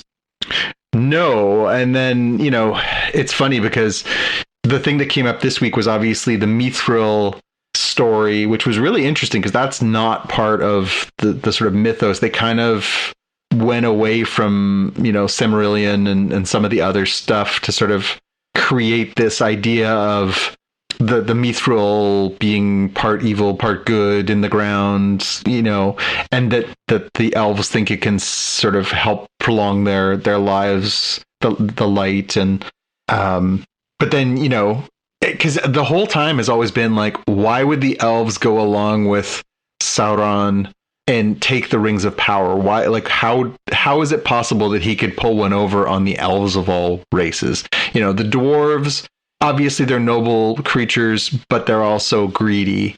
Human beings, the same thing, right? They thirst for power.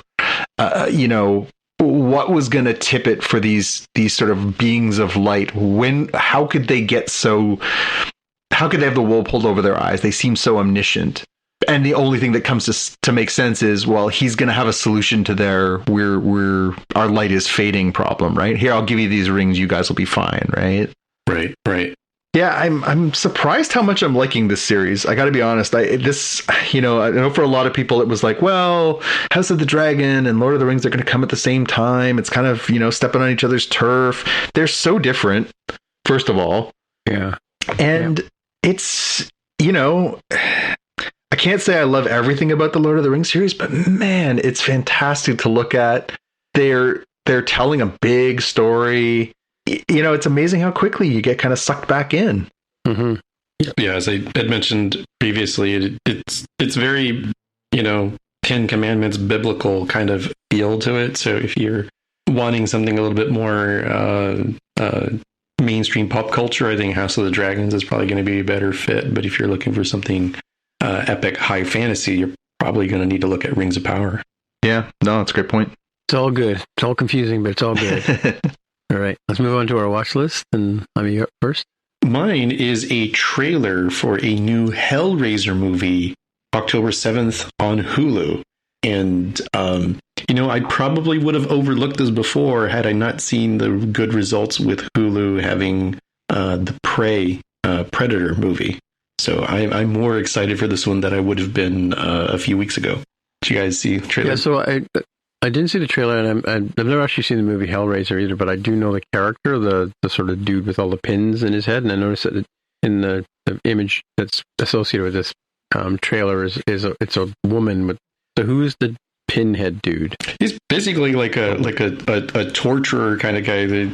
It's been a minute for Hellraiser. I'm kind of going to mess up the lore, but it's essentially like this puzzle box. When you solve it, you open the portal to hell, and therefore you must be punished.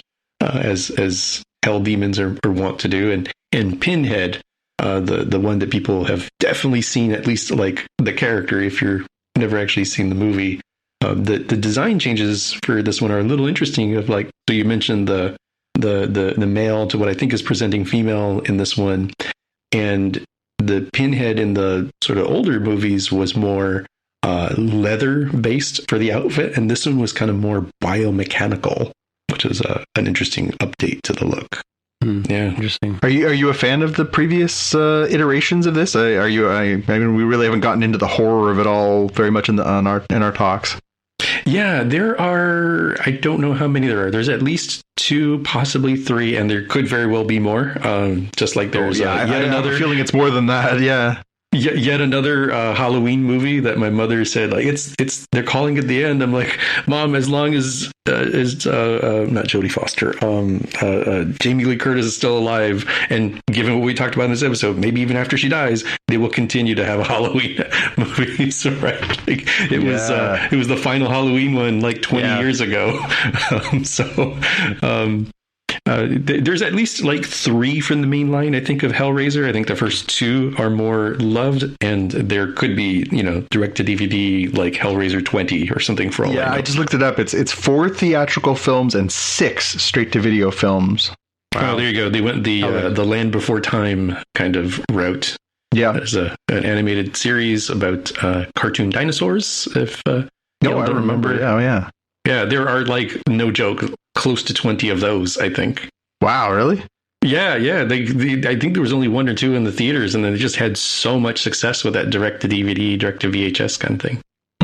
Well, mine's was a bit of a surprise, but before I get into it, I'm going to talk about War of the Worlds, but I just want to point out that Ty Tennant is one of the stars of that show. He's a main character in the series.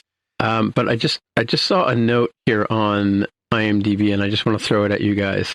House of the Dragon theory. Jacaerys is really Sir Christian Cole's son. Timing doesn't work, but yes, it's good. It's good theory. Oh yeah, because he's too young, right? Yeah, yeah, right. Because he would have to be an older kid. Is that true? Yeah. No, because the Ty Tennant character is older. He's the oldest of the 4 boys, right? Yep. Or 5 boys now, I guess. Yep. But I think Jace is supposed to be like 8 or something, and the math doesn't add up. We know from the historic record that is Fire and Blood that those 3 kids are Harwin Strong sons. Yeah. So I told you about this show, War of the Worlds. It's a BBC sort of. It's not BBC, but it's a British show with French and British actors, and so some of the French scientists speak in French on the show, and with English subtitles, and it's Gabriel Byrne plays one of the main characters, and I think I told you that usually in British series they do 2 seasons and that's kind of it, and at the end of season 2, the story that had been building up for the last couple of years. These aliens come. They have these robot dogs, like the Boston Dynamics. Is that what it is? Oh yeah. The weird dogs. Yeah. Yeah, they've turned those into like, really menacing, killing lots of people. And in the War of the Worlds show, everywhere you go, there's like dead bodies everywhere. There's like this massive, the aliens have done something that immediately, some sort of virus or whatever. And so the survivors are the ones who are trying to get away from these aliens. This is the first 2 seasons of the show. And they discover without giving too many spoilers away, because I still think you guys should watch this show. It's really good. Is there's a time travel element, right? And so the aliens are using a time travel kind of technology. And so the main character at the end of season 2 goes back in time and kills the sort of the seed of this whole thing, like the mother who begats all these baddies, right? And I thought that was it. The show was over, great series. I really liked it. Really well told, really well written and all that kind of stuff. Very suspenseful. Not told in the same, the genesis is the War of the Worlds story by H.G. Wells, but told in a completely different way, right? You never really do find out what the source of the aliens are or what they're actually here to do, right? But the season 2 finale wrapped up the story, right? Well, it turns out that it didn't, because we start to meet some of the characters who are, because we're now in the past, and that you're meeting some of the characters who go on to be key players in the future, who are suddenly remembering things that they shouldn't be remembering, right? It's kind of like somebody's gone back and reset the timeline, but somehow, there's a leak in the timeline or something like that, because these people, like, there's one who's like works for the government as like a sort of CIA, FBI kind of MI6 person. She was like the leader of the group in the first 2 series, and she's starting to remember things. And and they keep running into each other and going, "Hey, I know you," kind of thing, like, because they work together in the future, kind of thing. So it's kind of a weird take. It's and again, like I said, I missed the beginning of it. Just the 3rd episode just came out yesterday. But I went back on the Crave app, or I forget what it was, Crave or CBC Gem, I think. And I went back and watched the first 2 episodes to sort of catch up, right? So it's really good. It's not like Walking Dead. It's kind of Walking Dead in terms of like, we got to survive this thing. We got to get through it. The timing wasn't great because it came out during the beginning of the pandemic, right? And there's a strange illness that's taken out all these people. So from that point of view, it was kind of weird timing, but really well acted and really well written. And like in this 3rd, 3 episodes in on season 3, I'm still recommending the show as something you guys should watch, right? Even though I've given you a major plot point. But yeah, check it out, War of the Worlds. Cool. My pick this week was something that I've been putting off, not intentionally, but just busy summer, busy into the fall. Umbrella Academy had come back this summer on Netflix. I really enjoyed the first 2 seasons of that show. It's very unconventional, sort of superheroic genre stuff. It really is just at its core, it's about this family, and they're just, again, we talked about that for Game of Thrones and House of the Dragon, complex characters, deeply flawed.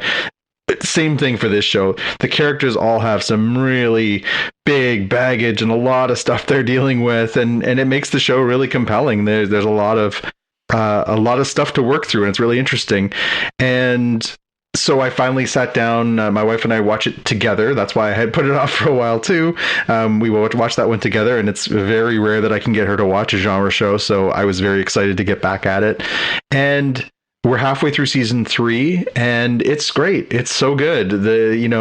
There's always a little bit of a period of adjustment because they always kind of throw you these curveballs in the show of where are we? What's the crisis of this season and everything else?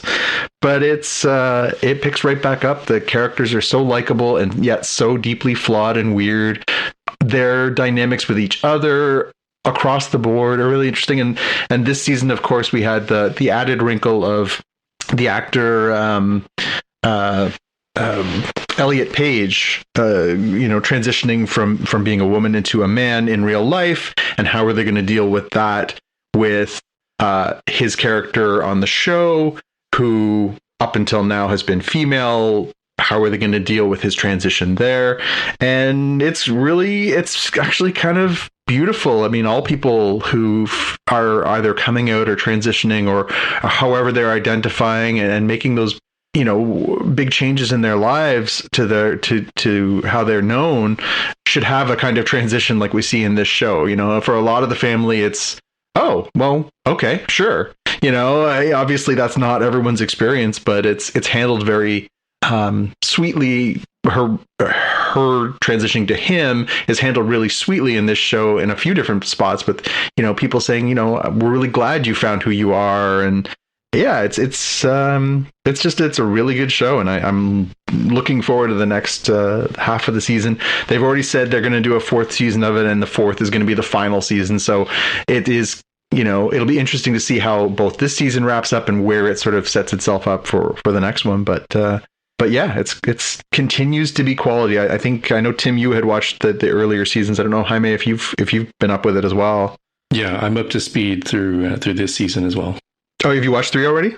Yes. Yeah. No, I'm really enjoying it so far. Did you, without spoiling it, did you enjoy the season? I did. It's a bit different than the other season. It feels like each season kind of has its own thing. This one had a lot to do with like identity in many respects. You talked about the Elliot Page and Vanya to Victor transition. But there's also a lot of the seeing what other people were like, or seeing what, alternate families were like because of the timey-wimey stuff that happens. Yeah. So I thought that was kind of interesting to see. Yeah. Yeah. And it's interesting to see how they continue to get themselves into these really weird and complex areas that make them have to deal with their relationships with each other, their relationships with themselves, their relationships with their parents, all these different things sort of come to play. As I say, it really makes for very interesting storytelling, very complex characters, which again drives the investment, because when they're put into jeopardy, you're like, no, but I really like that character, right? Yeah, exactly. It's got a good setup for the 4th season as well. So as you mentioned, they mentioned the final season, but a good setup for that, as they tend to do in the final episode of each season.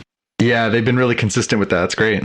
Well, I guess that's it for another week. So, hey, Jonathan, if people want to get in touch with you, where would they find you? You can always find me on Twitter and Instagram as @JPK And Jaime, if people want to get in touch with you? I'm on Twitter as @DevTheHair. And me, my name is Dimitra, TIMMITRA on the Twitter machine is where you'll find me. Until next time, we'll see you in the future. Get out of there, Mac. What are you eating? Mac. Just stuck his head in my garbage can, which he never does. I think he's eating a wrapper from a muffin, which he's been known to do. Idiot camel. All right. Next time. Bye.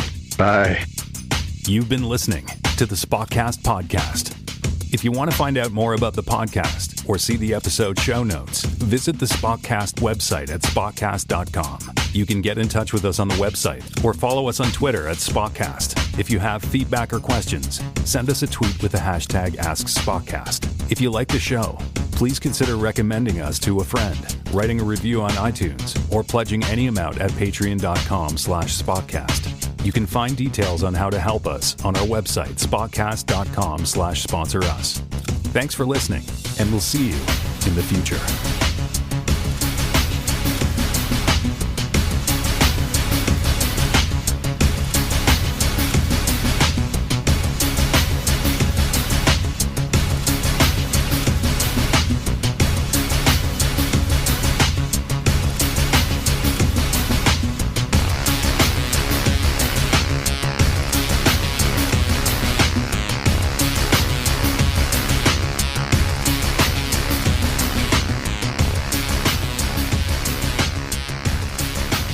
So, last thing, it appears that I have overstated. So there are not nearly 20 of the Land Before Time movies. There are only, he says in scare quotes, only 14. But they go from Land Before Time in 1988, which is the one I saw as a wee child, through 2016 is when they stopped.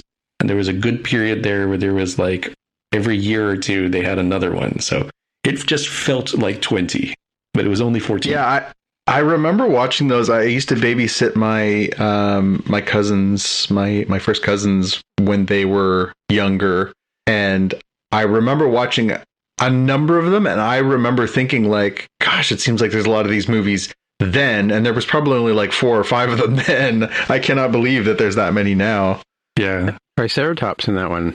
Yeah, Sarah's in there. Yeah. That's one of the first movies I slept through. Did you take Sarah? Yeah. I remember being woken up at the end of it. She just go, come on, it's over. Let's go. Yeah, this era of animated films, I would guess that An American Tail with Fievel is probably of the same vintage. Yes. And has that same kind of sky or sun, moon, or dreamier, sleepier kind of pace. There. Right, exactly. There are no cats in America, as they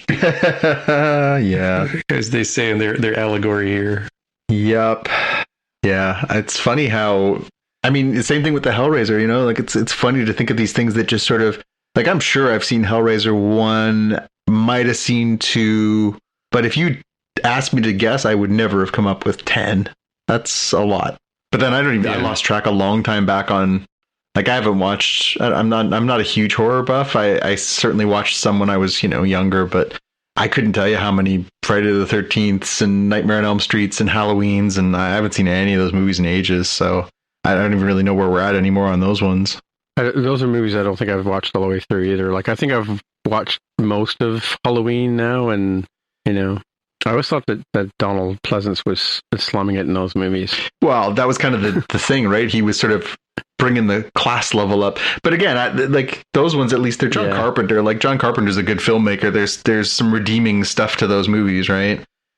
Some of these ones, it's where, they're just sort of churning it out. And you're like, Like, I seem to recall at some point Jason ends up in space, if I'm not mistaken.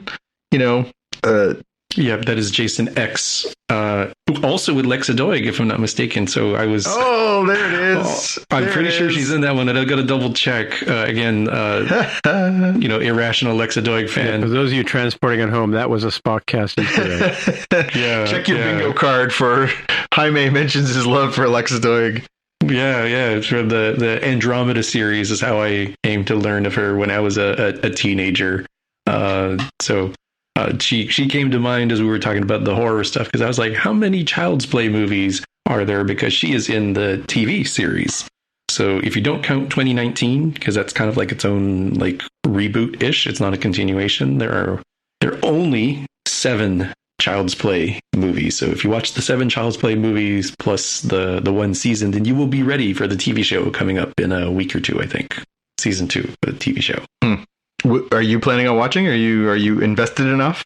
I'm planning on watching. I think it is similar to Cobra Kai, which I'm like in the early parts of season 5 for that as well, where I kind of make my way through the young adult stuff so I can see the actual adults, right? So just like I want to see, old man Daniel-san and old man Johnny fighting it out, and then kind of get through the teen drama, because like they're the pawns that they use. It's kind of the same thing here with the Chucky series, where like I really want to see Chucky and some of the people they bring back for that, and I kind of make my way through the teen drama part, right? So it's not flawless, but it's still surprisingly good. I wasn't sure how they were going to do a horror slasher film kind of thing on cable television here. It's like USA or something, I think, but pretty well done, pretty satisfying.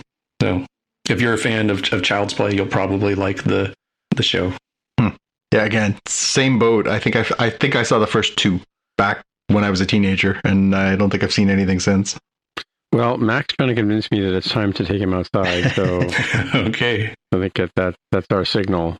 We wouldn't want to stand in the way of a man with a plan. Or dog with a P plan. That whatever. Okay, folks, we'll talk to you later. Right, see you next week, guys. See you later. Ew, gotta get rid of this old Backstreet Boys t-shirt. Tell me why. Because it stinks, boys. Tell me why. I've washed it so many times, but the odor won't come out. Tell me why. No, you tell me why I can't get rid of this odor. Have you tried Downy Rinse and Refresh? It doesn't just cover up odors, it helps remove them. Wow, it worked, guys. Yeah. Downy Rinse and Refresh removes more odor in one wash than the leading value detergent in 3 washes. Find it wherever you buy laundry products.